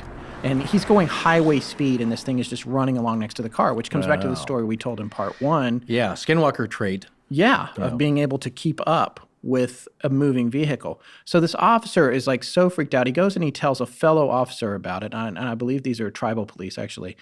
And that guy then describes identical encounters. And that guy has seen 2. And at the time that I read this piece, that particular one was still patrolling that road and is scared to death every time he does it. Wow. I'll tell you something that I remember again from my road trips as a boy with my dad. We were traveling through Gallup or near Gallup. And on the way into town, we were listening to the radio and listening to news. And what was on the news was a story about a pit they had found with something like 40 dead dogs in it. And there was a whole thing of a plausible satanic cult. Here we go, satanic ritual kind of thing. This would have been in the early 80s probably. Yeah. So, hey, that was the time for it. But it struck a chord with me. I'm this little kid riding with my dad at the time in an International Harvester Scout 2. Yeah, nice. Which was classic. a great truck, but I'm not necessarily feeling the safest at night in Gallup, New Mexico. No. Did they ever find out what happened? I don't know. We were caused? just passing through. Okay. And you kept on passing? Yeah. I certainly didn't want to stay. Well, that's... but that is classic. By the way, I love Gallup. If anybody's from Gallup, I'm a huge fan of Gallup. Well, it's actually. Route 66. I've stayed there a million times. Yeah, Gallup, New Mexico. That's classic skinwalker behavior because that's one of the benefits of becoming a skinwalker. You can travel great distances very quickly. Yeah. And so witches, as well as, your male skinwalker, which is mostly male, but sometimes children and sometimes women. That. Just then you sound like Cliff from Cheers. What? You got your male skinwalkers. You got your male skinwalkers and you got, females. That's one of the benefits, other than taking revenge on your enemies, with mystical death stares. You do have the ability to cover great distances, and that's a common reporting element there that we've heard, like things taking off like at a distance of like 200 yards in about 3 or 4 seconds, which just seems impossible. Seeing something like that alone, which is faster than any regular animal could travel. And in this region as well, there have been numerous sightings of large birds that have been described as pterodactyl in nature. Oh, yeah. So zooming down over people as they're running down roads. Oh, geez. The great thing about this story, you got to say, hands down, is the variety. Yeah. It's got everything. Well, here's another story that's really fascinating to me. This was another one from Hunt for the Skinwalker. In this story, this family, non-Native American family, white folks, are driving along this road across the Navajo Reservation, the large one in Arizona. And as they came around this bend, they described what seemed like time slowing down. Ooh, UFO? No, a really weird feeling. And then some beast they described as black with long black hair all over its body jumps out of a ravine and up to their car. And it's wearing a man's clothes. It had like a blue and white checkered shirt. Well, you're not making that part up. No, I'm not making any of this up. What do you mean that part? No, I'm the checkered shirt. Yeah. No, it was a blue and white checkered shirt. Okay. And I guess khakis. So he was dressed kind of smartly. He just been to Old Navy. Yeah, but it was huge. They said it was kind of human-like, and it had yellow eyes, and the whole family said that time stood still. A few days later, when they were home in Flagstaff, they heard drumming outside their house in the middle of the night. They get up, and they go over to their windows, and they look out, and they see 3 men on the edge of their property attempting to climb their small fence, but they can't seem to cross it, even though it's not really a physical barrier. Aha. Now, that goes back to something you said earlier in tonight's show. They are not invited. The other interesting element is that with this one especially, we're hearing multiples. The 2 skinwalkers smoking a cigarette. Yeah.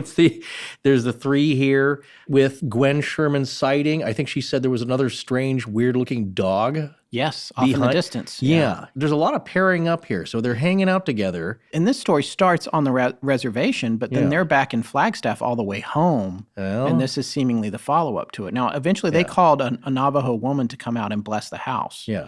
And when she came, she said she was exceedingly surprised that these skinwalkers had taken an interest in this Caucasian family. Yeah, She said right. that it was very rare, Yeah. but they must have seen the family's power. Aha. Now- What do you mean by just their I don't spiritual know. That's energy? I don't know. Yeah, their Yeah. spiritual energy, something. By the way, the dad in this story is a Vietnam vet. This guy is not easily rattled. Yeah. But he is still haunted by those events to this day. Wow. That's the Navajo version of this house is clean. The Navajo woman is performing the true duties of a shaman, which is to remove curses and protect people, to do good. Right. So it's kind of the opposite. She's doing battle with these skinwalkers. All right, so let's head back to the ranch here for a minute. There are a long series of events that take place at the ranch, and it's at this point that I want to reiterate, anybody who is interested in this story and fascinated by the stories that we're telling, there's a lot of really great books to check out. And one of the ones that I would absolutely recommend is The Hunt for the Skinwalker by Colm Kelleher and George Knapp, last name Knapp. Pretty easy to find. Just look up Skinwalker on Amazon. It's one of the first ones that comes up. Some other really great books by a man named Ryan Skinner, Skinner, no relation to Skinner on the X-Files as far as we know.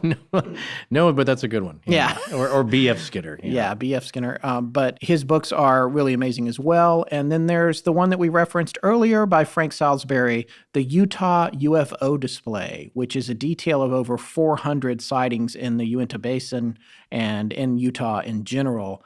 And it's a very scientific approach to it. And although I haven't personally read much of that book, I've only read excerpts from it. I'm wanting to read it myself. There's only so many books I can swallow whole in the amount of days we usually are trying to prepare for one of these episodes. Right. But there's some events here that Kelleher and Knapp talk about happening on the ranch to the Shermans, and I wanted to highlight a few of them. One of them is the presence of an RV, a strange RV off in the distance. The first thing I always think of when I hear about a strange RV is Breaking Bad. Oh, yes. And, Hey, there's no shortage of tweakers and mobile meth labs and all that kind of stuff. that's true. That's something because to be it's- worried about when you're out in the middle of nowhere. No, absolutely. I have friends that have gone out to the Salton Sea just to kind of camp. Crawling And with tweakers. I've done that myself. And you'll be out in a ravine because you think it's far away from everything. And this didn't happen while I was there, but some strange guy walks up out of the middle of nowhere. Yeah. Not hairy, not a skinwalker. No, but kind of twitchy. Looking for a apparently. fix. Yeah, you don't Or know what something to sell for a don't fix. know. Well, you don't know what they're up to. You know what Yeah. I'm saying? It's just like Stay away from drugs, kids. Well, yeah, and no, Unless you want to be there's- a zombie at the Salton Sea. It seems like you're out in the middle of nowhere, but they tell you have to lock up your stuff and don't be away too long because they come by and people have been robbed. Yeah. It's just a strange thing. I mean, the desert is strange Mad in Max itself. scenario. Yeah. But this RV thing I love because it starts off seeming so normal. Yeah, so Terry and his kids are on the ranch and they feel like they can see this RV off in the distance. Now, this is pretty typical. When you have a big piece of land, this happens, not just in the Southwest, but all over the U.S., I know from people that own larger tracts of land. People will trespass and they will look for trails to come in. They will come hike on your land or camp on your land or whatever. So they see this thing out there and they're thinking, okay, we got to go check this out. So they start walking out and it's in the dark and they're approaching this RV and somehow it gets wind that they're coming and they don't know how. It could have heard them or seen them, but it starts moving. And they notice that it has a white light in the front of it and a red light in the back. So they're on foot. They start running as they get closer and closer to it. And then it starts taking off. And they think, oh, there's a fence here. We've got it trapped. But then as they get closer and closer to it, just like the car behind Richard Dreyfuss in Close Encounters, Yeah. when he's at the train tracks, Right. it lifts up and goes over a 5-foot barbed wire fence. And after that, Yeah. it rises up above a tree line. Well, they kept trying to get closer to it, Yeah, right? they kept trying to get closer to it. And it moves away. It moves away, and then it rises up above a tree line, and flies far away. And the tree line is 50 feet tall. Yeah. Now, you were talking earlier Yeah.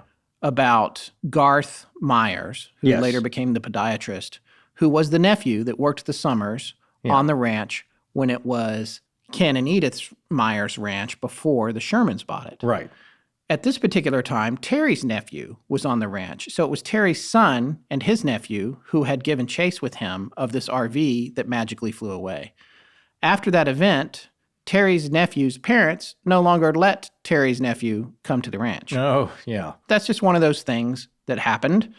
There was another incident with an RV that was parked on the land, and Gwen, Terry's wife, could see it from the house. She looks out this window, and she sees it out there on the land. And the problem is she's home alone, and she's like, what is going on? And she can see it's brightly lit from the inside, and there seems to be a desk inside. And there's a guy walking around, a human of some kind, walking around inside and seems to be sitting at the desk, and he has some like gigantic headgear on, according to her. Yeah. She can't really tell what's going on, but she is so scared to death. And just prior to that, she had seen a UFO, by the way. So she's making the connection. We're going to come back to the UFO story. She's making a connection that maybe they're related to each other. So she calls Terry, and I can't remember where he was. He's on the road. He's somewhere far away, like 4 or 5 hours. She's like, you have to come back. You have to come back. Please come back. You have to come back. You know, and you have to remember at this point, their personal lives are unraveling a little bit from all the things that are happening on the ranch. So he comes back. It's the next morning, essentially. They go out to where she says she saw this thing. And when they get there, they find these footprints. Mm-hmm. The footprints are 18 inches long and have a very unusual print to them with like a round heel, almost like a ball heel. And it's a giant foot, way too big to be a human being. Yeah. So it's not a military boot. They don't know what it is. At that point, they decide that they're not even going to let their kids go outside anymore. Wow. Yeah. Now, earlier that evening, I think she had seen a black triangle. Now, the black triangles, every aspect of the Skinwalker Ranch could be its own ancillary episode of our show. I know we say this all the time. Somebody actually just wrote us today that said that we like to play a game about, how many episodes, when, how many times are we going to mention Amelia Earhart? But what did I? That's not the one we mention all the time. There's so many more. Well, Oak Island. Yeah, there's a lot of things that, all roads lead back to Nova Scotia and Scotland and Paris. Yeah, everything is connected. Everything is connected. And if you believe one of the two major theories here, the multiverse or supersymmetry, yes, it is, in a way. In a way. A quantum entanglement. Look that up, kids. The black triangle, to me, is kind of like the latest model of... It's the 4GT... of the UFOs. Well, it's a big deal. In Phoenix, they had that mass sighting, which I think was in the late 80s. I can't remember exactly, but thousands of people saw this huge black triangle. Thousands of people. Governor Simonton at the time saw it. Right. Yeah. I think it wasn't so much a triangle. It looked like, to me, a square. Say like a V or a caret. Did you see over a letter sometimes? Well, a V is a triangle.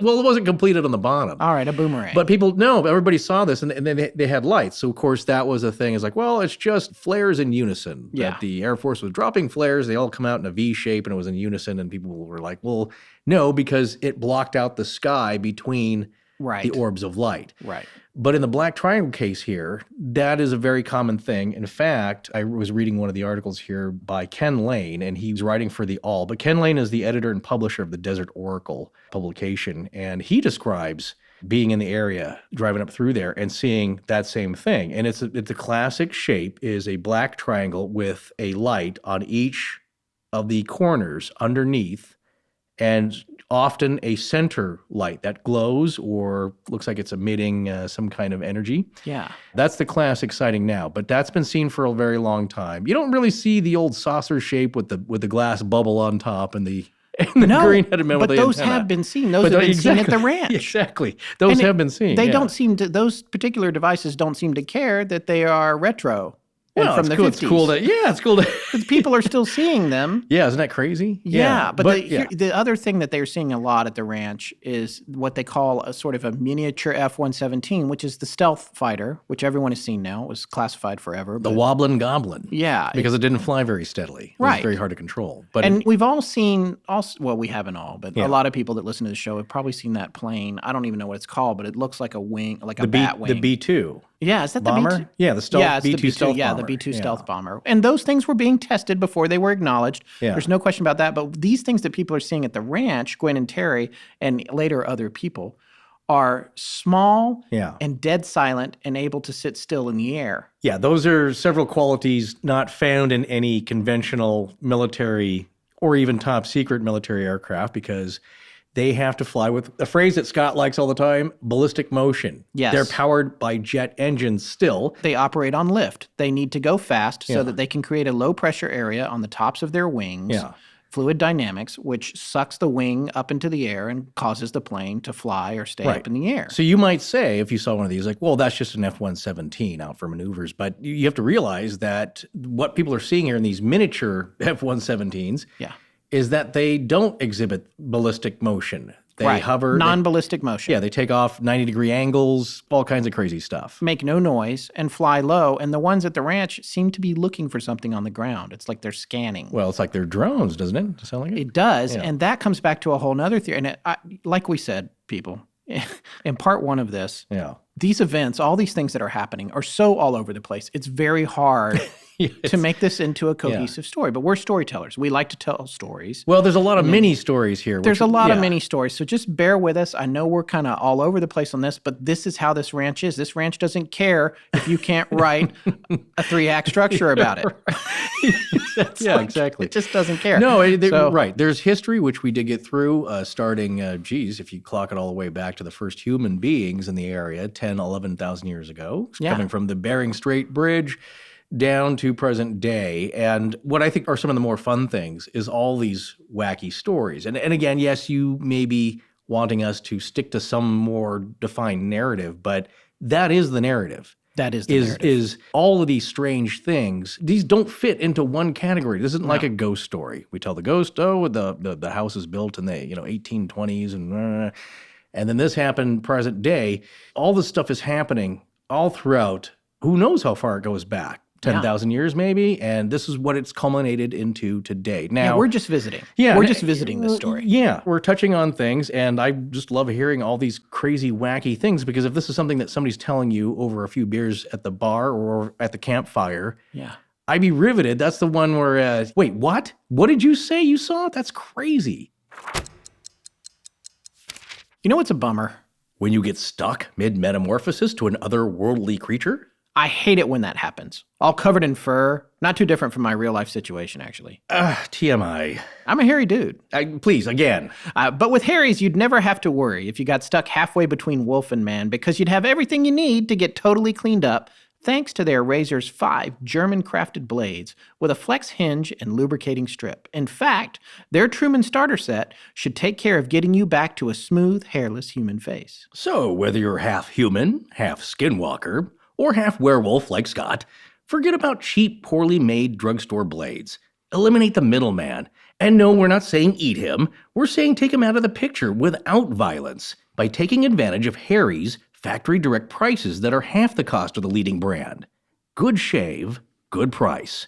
It's simple. Get the best of both worlds with Harry's. And my wife loves how smooth my skin is after a Harry's shave and a little bit of their high-quality post-shave balm. Harry's starter set, called the Truman, is a great option for new customers and an amazing deal. For just $15, you get a razor handle, moisturizing shave cream, and 3 of Harry's 5-blade German-engineered razors. Plus, there's a special offer for fans of the show that will allow you to get the Truman set for just $10 with free shipping. That's right. Harry's will give you $5 off your first purchase with promo code LEGENDS. Go to harrys.com right now and look for the Truman set. That's HARRYS.com. Enter code LEGENDS at checkout to get $5 off and help support our show. Stop compromising. Give Harry's a try today. So here's another thing that occurs on the ranch more than a few times. The presence of what one might describe as a portal. Now, a lot of people who play video games know what a portal is. People who are into science fiction, if it's even a thing. But it's basically, it's kind of like the Stargate, or one of my favorite really old Star Treks, when they find that planet that everyone left through the portal. Oh. And they go back in time into different places all over the universe. Pretty cool. My first instance in being just 4 years older than you. Yeah. It had such an impact on me, and I can't believe in the course of our research and looking for upcoming stories, and I'll tease it here a little, it had such an impact on me. I never forgot it to this day, and Scott can attest to this. Yeah. It's an episode of The Twilight Zone called Little Girl Lost. Oh, yeah. Written by Richard Matheson. Yeah. And parodied in The Simpsons. Treehouse of Horror, I think 14 or something like that. You folks out there know that. But that's the one where Homer goes into the 3D real world. Oh, yes. And lands near an erotic cake store. Right. which isn't so bad. That episode, it's not the scariest thing. Didn't have any weird monsters in it.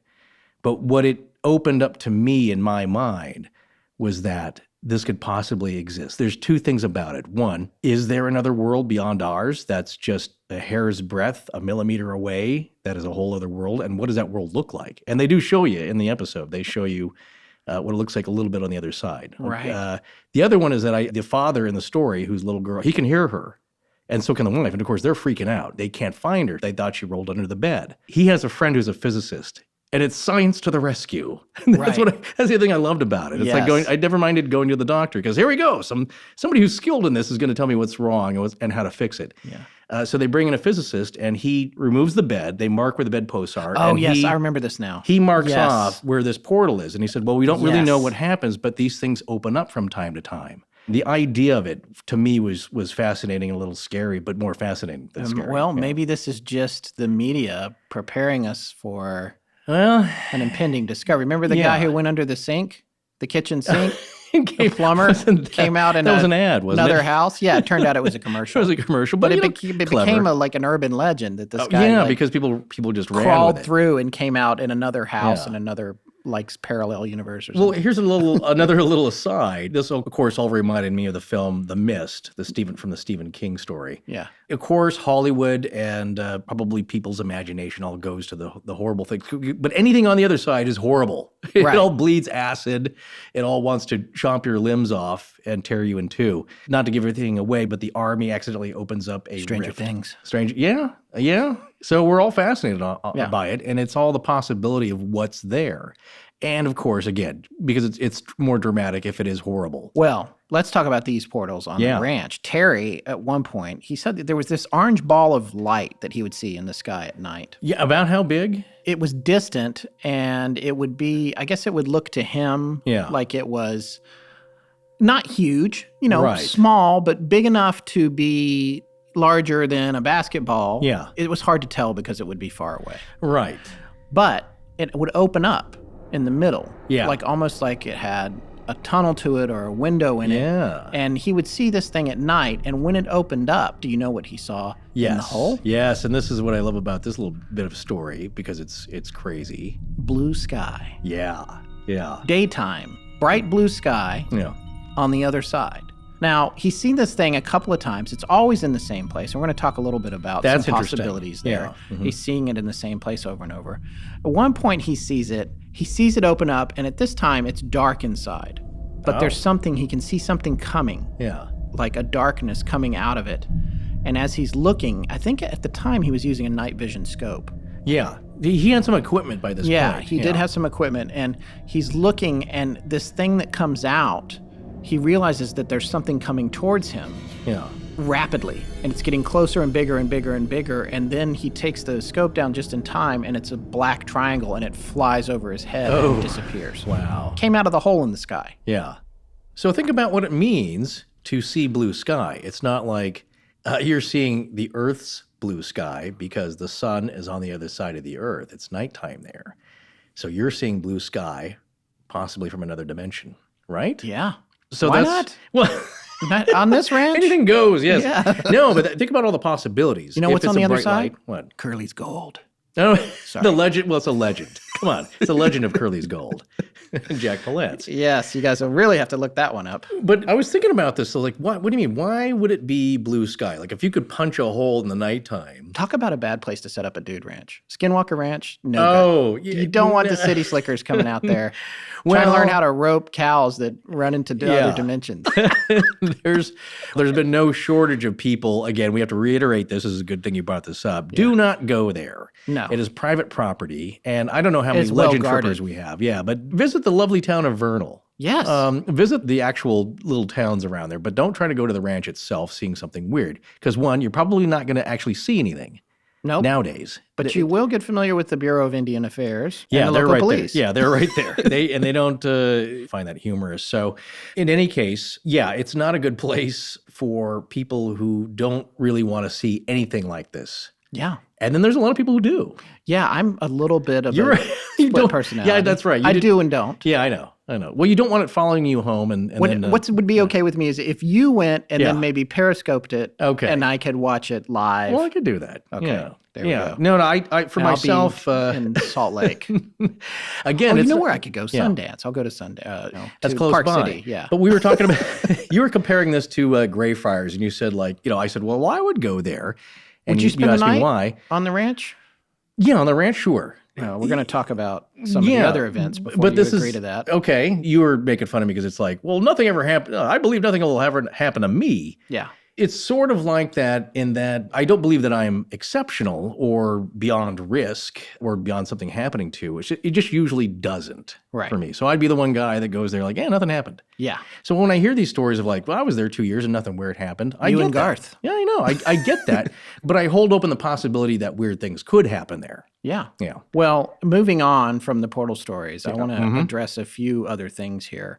Honestly, I can't figure out how to frame this. What is it? Yeah. What do you? This is going to be one of those sections that we warned you about at the beginning of the show. We're gonna get into cattle now. Yeah. Okay. And you can listen to the overt details, and I'll give you a little heads up when it's about to get wonky. It's a little gory, so if you have youngins listening and they're squeamish about that, you might want to. We'll give you the heads up. Yeah, We'll you give might you have the to heads fast up. forward. But I will say this is nothing that is out of the ordinary for the cattle mutilation story. That's true. So we're going to start with some of the cows that were disappearing. And we have to remember that, as we said in part one, that Terry Sherman was an expert in animal husbandry. Yeah. He prided himself on his fine steer that he had and that he ranched, him and his wife and their family did and Right, took right. care of. Angus and really high-end prize steer. Well, they're expensive to begin with. As we said before, cattle can be a couple $1,000s each. Yeah, and for a lot of ranchers who farm cattle, I guess, the acceptable losses run in the range of maybe 5% per year. Yeah. For him, prior to his purchase of Skinwalker, or Yeah. he would look more to be around in the 1% range Yeah. of losing cattle. Yeah. That's not what happened, though, at Skinwalker Ranch. And once they got set, they started to have some problems. And one of the first things that happened was some of the cattle started to vanish, Yeah. disappear into Completely. thin air. Yes. One of the stories that we'll talk about is they were actually out in a heavy, heavy snowstorm looking for a prize cow that they couldn't find. The weather was really bad. They couldn't find her. He sees the animal's tracks. He says, thank God I found her. I can follow these tracks in the snow. It's a piece of cake. He's trying to track her down. He starts following the tracks, and then he can see that she started running. Yeah. And he's trying to figure out, why would one of his cows be running in a snowstorm? Yeah. There are no tracks of anything else. There are no tracks showing that she's being chased, but she's running. Then the tracks get more and more hectic. She's running faster and faster, more frantic, darting around, changing directions. And this is all, again, in the snowstorm. He continues to track her. Finally, he gets to a point, and just like the wolf that they first met when they first came to the property, the tracks stop. No cow, Yeah. no nothing. Just snowstorm, tracks gone. So you think, okay, well, maybe there was a snowdrift, whatever, that's fine. But you would think if that was the case, the animal would turn up the next day, dead Sure, or alive. The right. body, dead or alive. Well, if it's a body. Right. But the point is, it didn't. yeah. He never found it. It's gone. It's just gone. Yeah. And this is probably, worth several $1,000s. So he's at a point where he's like, what is happening? She was the first of 4 that completely vanished. Out of their total of 14, I believe, right? Yeah. Okay. No bodies ever found. Now, maybe it's cattle rustlers, right? But how does a cattle rustler pick up a half-ton animal, because Yeah. this one was described as being 1,000 pounds, Yeah. in a blinding snowstorm? How many helicopters can lift 1,000 pounds? Yeah. There are cargo helicopters that can do that. Yeah, so- Are they dead silent? Can they fly in a blizzard? Right. No. So what happened? Where did it go? Well, that's what I always want to ask you. When we first mentioned the idea of cattle mutilation and what was happening, because you have some geographical ties to some of that area, Yeah. You were saying, like, well, that most of the evidence really does point to some kind of government radiation testing. There's a lot of that can be explained. And I mentioned this, Scott. I'd heard an interview with somebody who wrote a book about Dulce Base, which has a lot of that going on, a lot of cattle mutilations. And, his father was a law enforcement officer in the area. I believe he's Native American, I'm not sure, or Hispanic and a mix of Native American. But the younger one, he also was a law enforcement officer. And when he retired, he wrote a book about it. And I always love the statistic because it kind of does show the actual, like, skeptical and kind of layout of stories. And that he was saying that, well, you know what, we did thorough research, and I will say that 90 out of 100 cases, 95 out of 100 cases, we kind of know what happened. It was probably, misdiagnosed. It was misinterpreted. They didn't take into account all the facts. They jumped to a conclusion of animal mutilation. But there's those 5 that so baffled us, we have no idea what happened. Right. So I will say that the kind of the elements that you hear about this, it's like, okay, some of that can be explained, possibly, but there's a few, like, again, blinding snowstorm, no prints, no tracks, no blood, giant beast disappeared. How do you accomplish that? That brings me to the other sort of more extreme story, one of the more extreme ones. Yeah.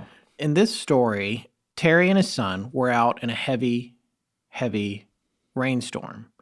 They were attempting to rescue some calves that had strayed. And in the process, Terry's son found a cow in a ravine where there was a creek, and she was stuck. It was muddy, and she couldn't get out, and she was clearly in distress. But there was also a calf he needed to save. So first he rescued the calf and took her back to, I think, a stand of trees or something, to her mom. Yeah. Then he comes back, and kids, this is the part that you want to just go ahead and skip ahead a few minutes if you want to, maybe 5 minutes. Knowing us could be longer. Anyway, he comes back to the cow, and she is now dead in the ravine. He had been gone 20 minutes wrangling the calf. Yeah. She's laying down on her side, and he realizes that there's something odd about her. The back end? Yeah. It turns out that her anus or anal region had been cored out with a 6-inch diameter hole. Oof. And the entire contents of her body had been removed. Really? Theoretically. Through the hole? Through the hole. Yeah. And I say theoretically because they weren't there and there was no blood.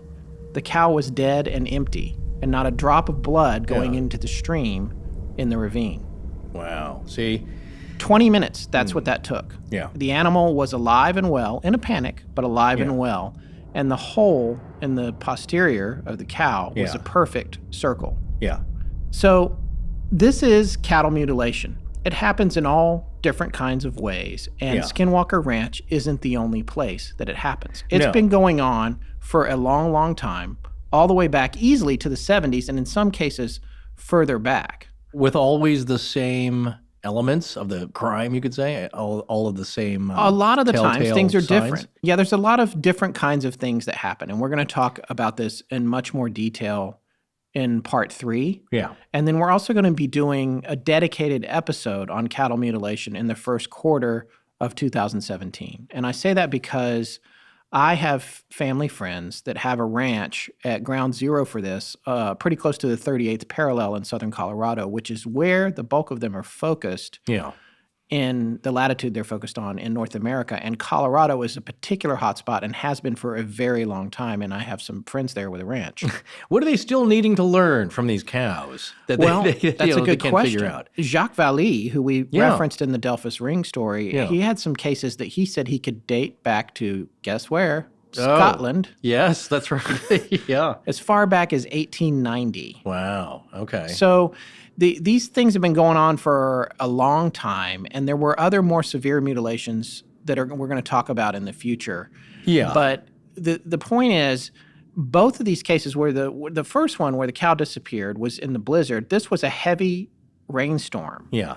With thunder and lightning. So whatever is perpetrating these crimes is able to operate in some of the worst conditions possible, quickly, effectively. Not like where a black helicopter or any colored helicopter, for that matter, could operate. They generally do not fare very well in thunderstorm conditions. Yeah, and not to get too far into the cattle mutilation thing is because it's probably going to be a multi-part episode in next year.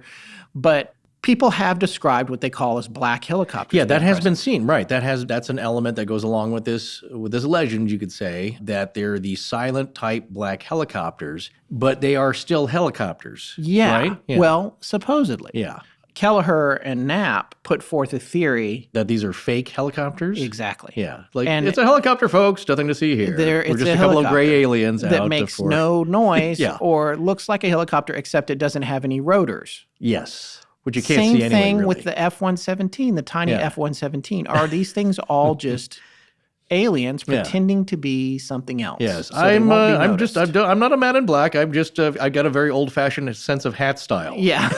and I love trench coats. Yeah. So that's the question. Yeah. I mean, Are they trying to just impersonate to kind of throw off a little? Well, it creates doubt. One thing that it does that we always say that, why come out with these crazy stories is that then the person saying, I saw a white-faced, freaky-looking guy wearing a trench coat and a fedora, you sound crazier. yeah.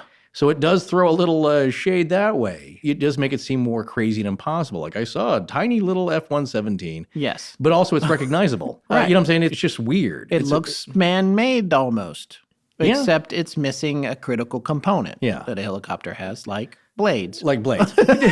Yeah. Now, if you believe, you're willing to go with us down this road and you believe that the stories that we're telling you are as they say they had happened, then there's things to consider because I often consider this as well. It's like in part one, we told the story about the baby calf kind of getting turned inside out. Yeah. The only thing left was the hide and the bones. Yeah. All the meat was gone. All the organs were splayed out almost as described by George Knapp ritualistically. Yes. No blood around, and this happening in a span of 45 minutes. The forensics analyzed the cut marks, and it looked like it was done with like two types of tools here, a very large type of machete for the long cuts, and also a very sharp pair of something like shears. Okay, that's technology we could certainly create here on Earth now in the present day, but how do you get around the no blood, doing this within 45 minutes silently, Exactly. and carrying off 900 pounds of meat? And no tracks of any kind. 500 pounds of meat if it's a calf or four. Yeah. Yeah, no tracks. A lot of these are in the snow. So that technology to pull off some of the things that are being described here is a miracle and a wonder itself. Yes. You know what I'm saying? So, And we're going to yeah. be a little bit more specific about some of the mutilations in part 3, but that's just a taste of what was happening. And this has a financial impact on Terry and his Oh, yeah. business. Well, it's you more yeah. than just a weird mystery. yeah. It's a problem. You have to cut bait and stop fishing at some point because how far do you go before you're totally bankrupt? Yeah. It's an emotional and psychological drain on the whole family. All right, so now we get to one of the last things I want to talk about before we wrap up part 2, and that is the presence of orbs. You have such a thing against orbs, but I get it. I totally get it. Let me just be clear about my orb problem.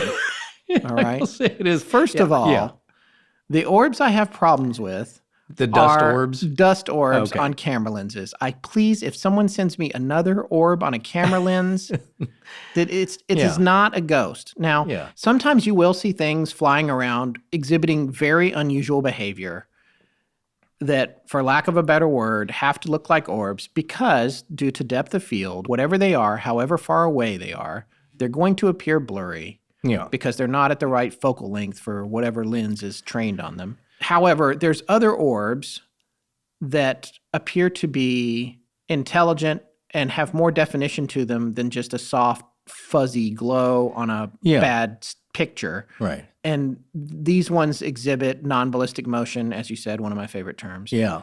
And there's other things that come along with them. And these are the kinds of orbs we're going to be talking about.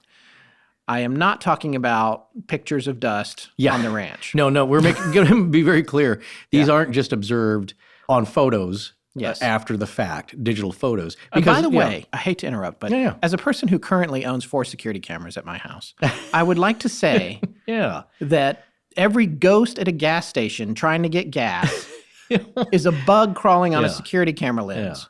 I have seen it myself on my own cameras. If the bug is right on the lens, it looks fuzzy. It is not a specter trying to bother you while you get your 91 octane or whatever. Right. There are some security camera footage episodes that I've seen, which clearly are not bugs. So that's what we try to do. We try to look at it, at knowing a little bit about media and video and film as we do. Yeah. Certainly not total experts, but we've worked in it as a career. Yeah. We kind of know that we've seen a lot of stuff, and we kind of know the difference. Now, I was going to say with orbs that you see taken after the fact and they're dust. And one thing I will say. Somebody I know that I work with was doing some monitoring, let's say supervising some construction in one of the rooms. And so he took photographs of a large meeting room at work when no one was in there. And I saw a series of like 12 photographs, and this is for the realtor, kind of showing off the space. They're going to try and rent it. And in just one of the photos, there was a bunch of orbs. And when we blew these up, I get it, it's pareidolia. But I swear, a lot of these look like they had faces with different expressions in them. Like young kids. Bring me men. the picture. I'll see if he still has it. But I get, look, I get it. In that case, he's like, well, what do you think that is? He knew I had an interest in this kind of stuff. Yeah. And it's like, well, if it's just the one photo and Did you sneeze right before you took the picture? No, I think it's a digital artifact having more prevalent now that there's digital photography utilizing a sensor, like a CMOS sensor, and dust particles in the air. And there's a whole explanation I read about it. It's like, well, okay, I believe that. Yeah. Yes, you can blow those up, and look what we did, and you do see strange patterns within the tiny little orbs. This is not what we're talking about here. Well, no, this story is a little bit different. In this story, Terry and Gwen are outside their house, and a blue ball of light comes up to them that they describe as being larger than a baseball. Yes. But smaller than a basketball, I think. Somewhere in that. It's somewhere in that range. Right. And it comes up to them, and they're both looking at it. And this is when you're talking about the trance-like feeling that they might have been in or been under when they first saw the wolf. Yeah. For whatever reason, they had at first a euphoric feeling when it was hovering in front of them. And it was close enough that Terry was able to describe it as looking like a glass ball with blue boiling liquid inside it. Swirling, undulating, like lava lamp kind of blue liquid swirling around it. And it was kind of mesmerizing. Yeah, mesmerizing. And it's emanating this bright blue light as well. And it's there in front of them. Their dogs are barking at it and going crazy. Yes. They're looking at it, and then suddenly they start to have a sense of dread and fear and terror like they have never known, both of them. Yeah. Just complete abject terror. Danger. Yeah, and it's controlling their mind. They can feel it. It's like this little ball is playing with them. They're like, oh, a floating ball? Okay, fine. So I think it was Terry. I can't remember exactly. Read the book if you want more details on the story. But I think it was Gwen. Yeah. And if you want to know all the details exactly, because we may be conflating two orb incidents here, and if we are, just read the books. The book is amazing. It's very entertaining. But I think that Gwen had pulled out a flashlight, and she's tried to shine it on this orb as they're standing there scared to death. And when she did, it took off. At that point, she collapses to the ground, crying. They're both kind of numb. Terry had described a crackling sound coming from this thing. Like static electricity. Yeah, some sort of staticky sound. So they go home, scared to death. They're in their house trying to get their wits about them. I think it's a half hour, not too long later, it comes back, and they see it passing slowly by the windows outside the house, circling the house. Yeah. They felt like it knew what they were thinking, like it was in their head. Hey, that's what the Navajo say about the Skinwalker. Yeah. It knows what you're thinking, and it uses it against you. In another instance, Terry's sitting outside his house. He sees an orange orb in the distance. Yeah. It's very far away, like a mile away. It comes flying up. He just is freaking out. He's seeing them all the time now. And a lot of times he sees them just before he finds mutilated cattle. Oh, dear. Yeah. So he's thinking of possibly there's some kind of relationship. Yeah. This orb comes up.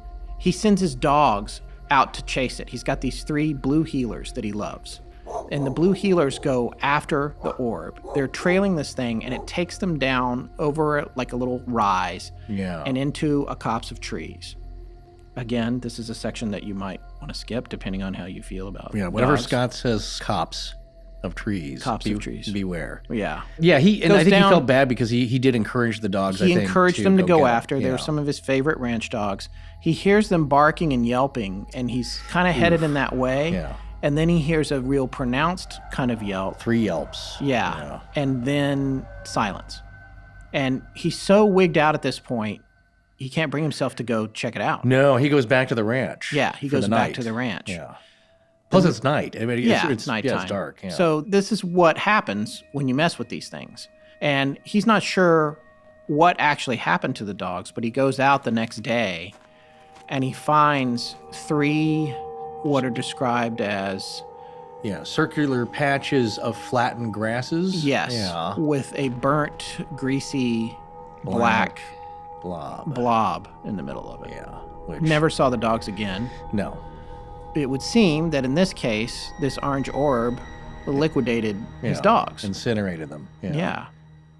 What is that? What is happening? And this is the kind of thing that's happening all the time. There were other stories, again, read the books. There's a lot of books out there about it. There's other stories of dogs running off and never being seen again. Oh, sure. Well, he lost his cats as well. I think he had 2 or 3 cats. Yeah, but I mean, that on a ranch, that doesn't mean anything. I mean, like... No, I will say up where I'm from, we've had the cat taken by an eagle or an owl. Yeah, all kinds of things are looking for house cats. Yeah, and that's pretty common because they're smaller. But generally with dogs like this, you'll find them and they know where the ranch is. Here is the interesting thing about the orbs. The possibility of them incinerating the blue healers. Yeah. How did that happen? That actually ties back to a story that took place in 1977 in Colares, Brazil. Oh, yeah. About the chupas. Yeah. Now, chupa may sound familiar to you because you've certainly heard, most people have, of the chupacabra.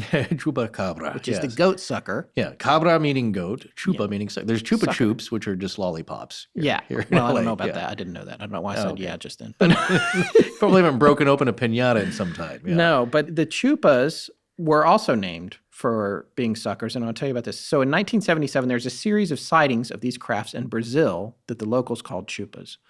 They're small flying metal boxes, metallic-looking boxes, that supposedly sound kind of like a refrigerator. They are too small to have a person on board them. Yeah, this one's freaky. Yeah, so apparently there are many reports of these attacking the poor locals, and I mean poor like impoverished locals, around Belém. Belém, para Brazil. Yeah. And para Brazil. They would attack them while they were out hunting, and the method of the attack was horrifying. 5 people were killed. Oh, jeez. So a lot of times it's these hunters out hunting, and then they are being hunted by these metal boxes. Oh, yeah. And I got to tell you from where we're going from here. This actually reminds me of season 3, episode 20 of The X-Files. Yep. Jose Chung's From Outer Space. It's my favorite episode of the show, probably. Is it? Yeah. Charles Nelson Riley. No, I know it's one of them, yeah. The opening scenes are amazing. Because it starts out with a couple of military guys pretending to be aliens trying to scare some civilians to death. And in the middle of this, a real alien comes along and grabs. And grabs all of them. Grabs everyone. Yeah. It's so great. I got to tell you, there's a vibe that matches that at this ranch.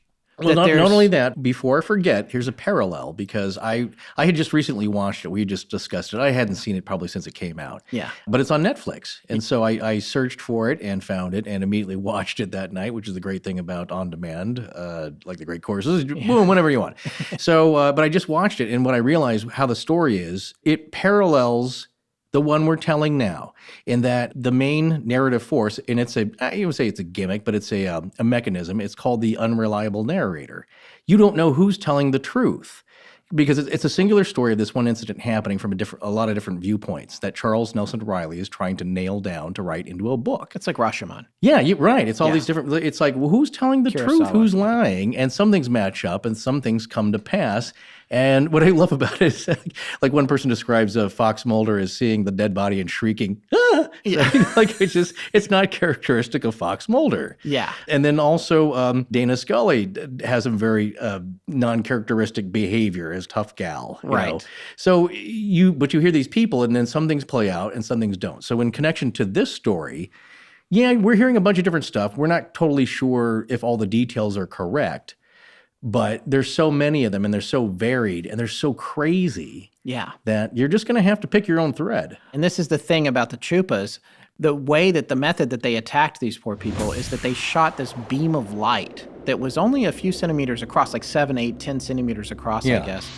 And it would hit people and it would hurt them and burn them really, really bad. Yeah, like a cigarette burn, I think they said. And it wasn't like War of the Worlds, or the old one or the new one, where it had to hunt for whatever it's trying to aim at. It hit it immediately. It turned on, and it burned them so bad. Sometimes they would be scarred for weeks and even months, and some people apparently were killed by these small metal boxes shooting these beams of light randomly at these folks.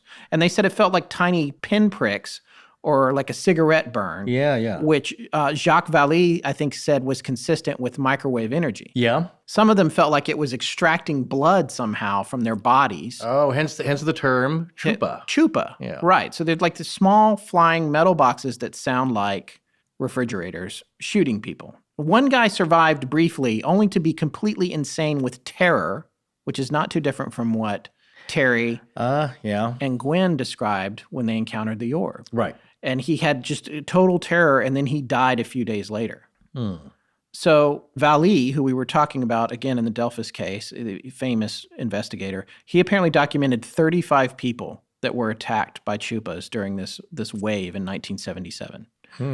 So the reason I'm bringing that up is because there may be a connection between whatever this weapon is and what happened to those poor blue healers on the ranch. But again, there's areas in South America that are hotspots. The Atacama Desert. There's places in Peru. There's one that, check out Sean Ryder on UFOs. He was the lead singer of the Happy Mondays, and I think he had like a 2 or 3 season show on UFOs. And he just goes to visit these places, and he's very entertaining. Yeah. He's kind of northern English attitude and accent, and it's a lot of fun. But he does go to some of these hotspots where people just camp out. Yeah. The most of what they see, these researchers, are just blips of light exhibiting non-ballistic motion, making 90-degree turns, zigzagging, which, you may say like, well, it's a phenomenon, but if it's a craft, none of ours do that. And we actually had a reader write in. His name was Matthew Holbert, and he lives in the area. He's heard part 1 of the show already, and I wanted to read a letter he sent in. Hello, Scott. I just listened to your first installment on Skinwalker Ranch, and I have a tidbit to share. I grew up in Rock Springs, Wyoming, just across the Wyoming-Utah border, and spent a fair amount of time in the Vernal, Roosevelt, Utah area, mostly recreating at the Flaming Gorge, Dutch John area just at the border. Driving on the highways around there, not just Vernal area, but the whole 3-corner spot of Wyoming, Colorado, and Utah. At night, it was common to see round flickering lights toward the horizon. As a kid, I asked my dad what it was once, and he said, a well of some sort, oil or gas. The wells there have chimneys sticking up that burn off gas. Oil wells in that area produce natural gas as well as oil, which is burned off into the atmosphere. They look a hell of a lot like orbs. I only mention this because while looking at Skinwalker Ranch on Google Earth, there is a sizable oil field to the south, southwest, and west of the ranch. To me, this seemed to be a fairly logical spot to start in the explanation of orbs and possibly UFO sightings. While it doesn't explain dire wolves and an uncontrollable and overwhelming sense of impending dread, it may provide a skeptical aside to many other explanations. And I wrote Matthew back and I said, this is exactly the kind of thing I was talking about earlier, where I think things get mixed together. Sure. And sure, can you be on the land and not know that there's a gas well 2 miles away that's burning off natural gas as part of its process? And I think that's entirely, or an oil well, I should say. That's entirely possible. But when they're flying up to you and melting your dogs, it's a different thing.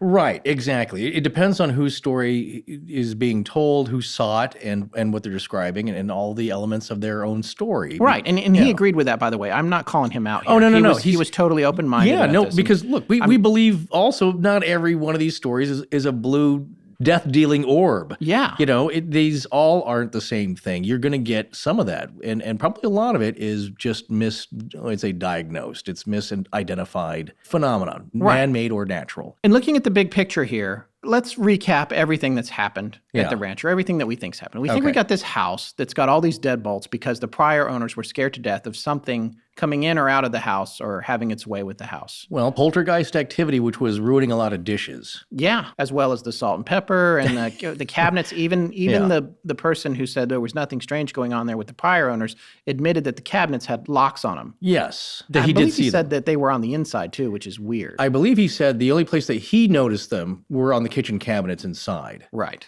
So not the number that had been reported, but again... First question, why do you lock your cabinets up? Are your Ritz Bits trying to get away? What's happening? Well, somebody's getting at them, because if that's the case, and it does tie in what the Shermans reported, that they would have a lot of poltergeist activity where a cabinet would fly open and dishes would fall out. And after a while, you get tired of cleaning that up. So the practical thing is that you just put that probably sliding latch on there, and that takes care of it. Right. So we got that. Yeah.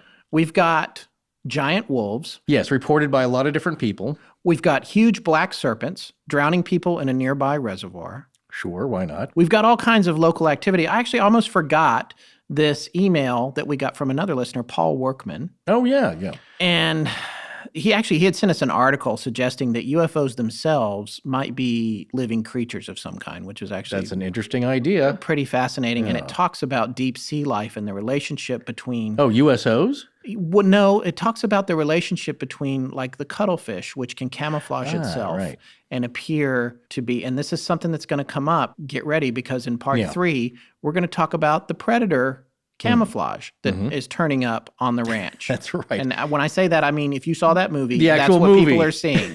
Yeah. It's some kind of invisible suit. Yeah. So there's more to come on this, but Paul sent in a story from the area. It goes like this. In 2005 or so, a story began to circulate through a small northeastern town located near the ranch. The story begins with a local police officer patrolling the area known as Randelette, a small town that is home to a little over 200 people. On this particular evening, the officer, in his patrol car, approached a bridge when he noticed something a little curious. It was a man walking across the bridge in a dark-colored trench coat. The officer thought this was strange due to the time of night that it was. As the officer got closer, he stopped and opened the door to his vehicle and stepped out. As police officers do, he proceeded to ask the man in the trench coat if he needed any assistance. The man was unresponsive, as if he had not heard the officer's offer. The officer again asked the man if he needed help, and with no vocal response, the man turned and looked at the officer suspiciously. The officer then became increasingly nervous and ordered the man to open his trench coat in order to see if he was concealing a weapon of some sort. When he did, the officer came face to face with something he wasn't prepared for. The upper half of the man's body was human. However, the lower half was that of a goat-like creature with hooves. The officer immediately jumped back in his patrol vehicle and sped out of the area as fast as he could. He made his way to the Bureau of Indian Affairs headquarters, where in hysterics, he told BIA officers what had just occurred. Not much more was ever said about this particular event after the initial incident, and being as the story has been around for a while, nothing probably ever will. However, with as close as the incident was to Skinwalker Ranch, it's very possible the two may be related. Oh, very well-written email. Yeah, so this story, so this is so great. Yeah. This isn't even in print anywhere that we know of, and maybe it is, but thank you, Paul, for sending it in. We love being able to share the tales that no one else can find. It reminded me of, was it Bathsheba?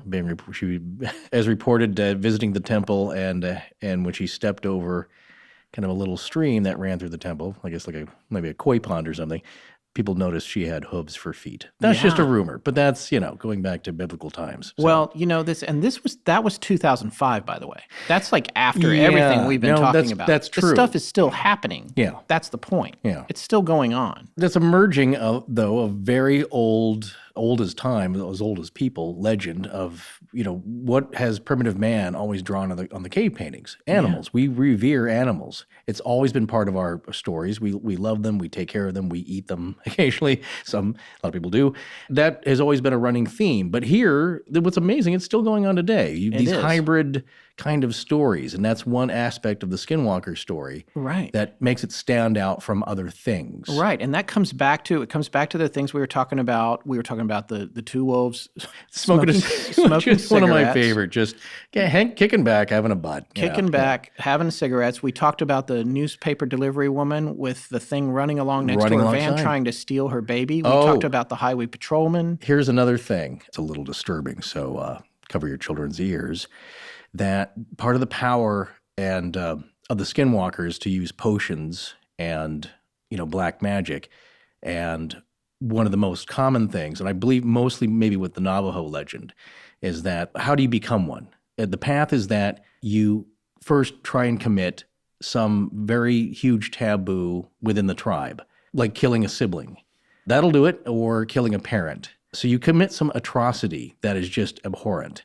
To me, that symbolizes going on the path of evil. You are so selfish in your quest for power and revenge that you're willing to kill somebody. The second is that you generally need a powder that can either be attached to an arrow or the tip of a spear, and it's usually made from ground up bone, and the best kind is to use the powder ground up from the bones of an infant. So that's another abhorrent. Is that the corpse powder? Yes, Yeah. that's what it is. I didn't know that's how you made it, though. Yeah, well, that's the ingredient is ground up bones. So that's a very old kind of thing. But isn't there something in the Grimm fairy tales? I'll grind your bones. I'll grind your bones to make fee, fi, fo, bread. fum. Yeah. Exactly. Yeah. So ground bones is nothing new, and of course, as long as there's been people and skeletons, somebody's ground them up for some purpose. But the Skinwalker can blow it over a sleeping family, and it will cause them illness or bad misfortune or death. So, but anyway, yes, the ground up bones of an infant, especially because what's the most horrible aspect of that? You go for the most horrible. That's what sets you on the path of becoming a Skinwalker. And if you are discovered, though, the Skinwalker can be killed, but you have to find out their identity. I think if you find their identity and you make contact somehow to them face to face and you call them out, you know their name, power in a name, then they are vulnerable and can be killed. Otherwise, nearly impossible, as Terry found out with his hunting rifle. All right, so that's pretty much going to wrap it up for part 2. If you think that we've covered the bulk of this story, the last chapter, the chapter that's still playing out today, is really only just beginning. It's kind of almost impossible to convey, but Forrest, you remember the movies Contact and Prometheus? Oh, absolutely. What did those two movies have in common? It's a dramatic element that I wish existed in real life. Somebody that could help. Yeah. But maybe you didn't know if they are being helpful or not. In Contact, it was the character S.R. Haddon, played by John Hurt, and in Prometheus, it was Peter Weiland. Right. In Contact, he built, because he had so much money, he built the backup unit for the travel. Yeah. He delivers that great line to Jodie Foster. You want to go for a ride? Yes. Yeah. And which means that's somebody helping out because he can see where this is going. But he's such a powerful entity. He can make things happen. In fact, he can hang out on the Russian space station if he wants. Yes. And in Prometheus, it's a character who wants to meet his maker. And has the money and wherewithal to do that. Right. So what does this story have in common with that?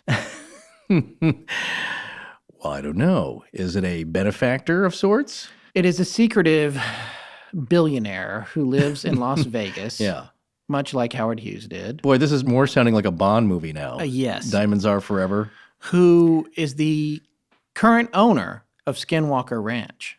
Yes. And not only that, the owner of a company known as Bigelow Aerospace, which is obsessed with space travel, and something that Robert Bigelow says he's been focused on since he was a child. This is a man who appears in public frequently with an armed guard. Okay, gets to Bond film. Yeah. This is a man who was rumored to be interested in Skinwalker Ranch so he could capture alien technology and reverse engineer it to the benefit of his space travel plans. Well, that's exactly what I'd do with my billionaire fortune. This is a man who made his billions Yeah. off a chain of cheap hotels. Hey, now, let's say affordable. Budget Suites of America.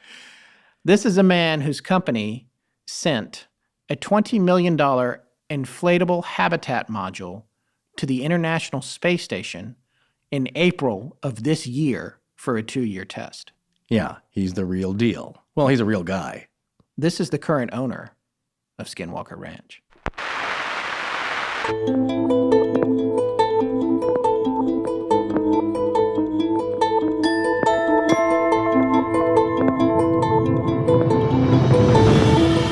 That's going to wrap it up for part 2 of Skinwalker Ranch. We'll be back in 1 week with our final part of the Skinwalker series. We'd like to thank our sponsors, The Great Courses Plus, Stamps.com, and Harry's. You can now find easy links to all of their offers at astonishinglegends.com/sponsors. Our show is edited by Sarah Voorhees, and the theme is by Judson Crane. Sound design is by Ryan McCullough. Special thanks to the ARC and its lead researcher, Tess Feifel. But most importantly, we want to thank our listeners. You can find us online at astonishinglegends.com, as well as Facebook, Patreon, Twitter, Tumblr, Google+, and Instagram.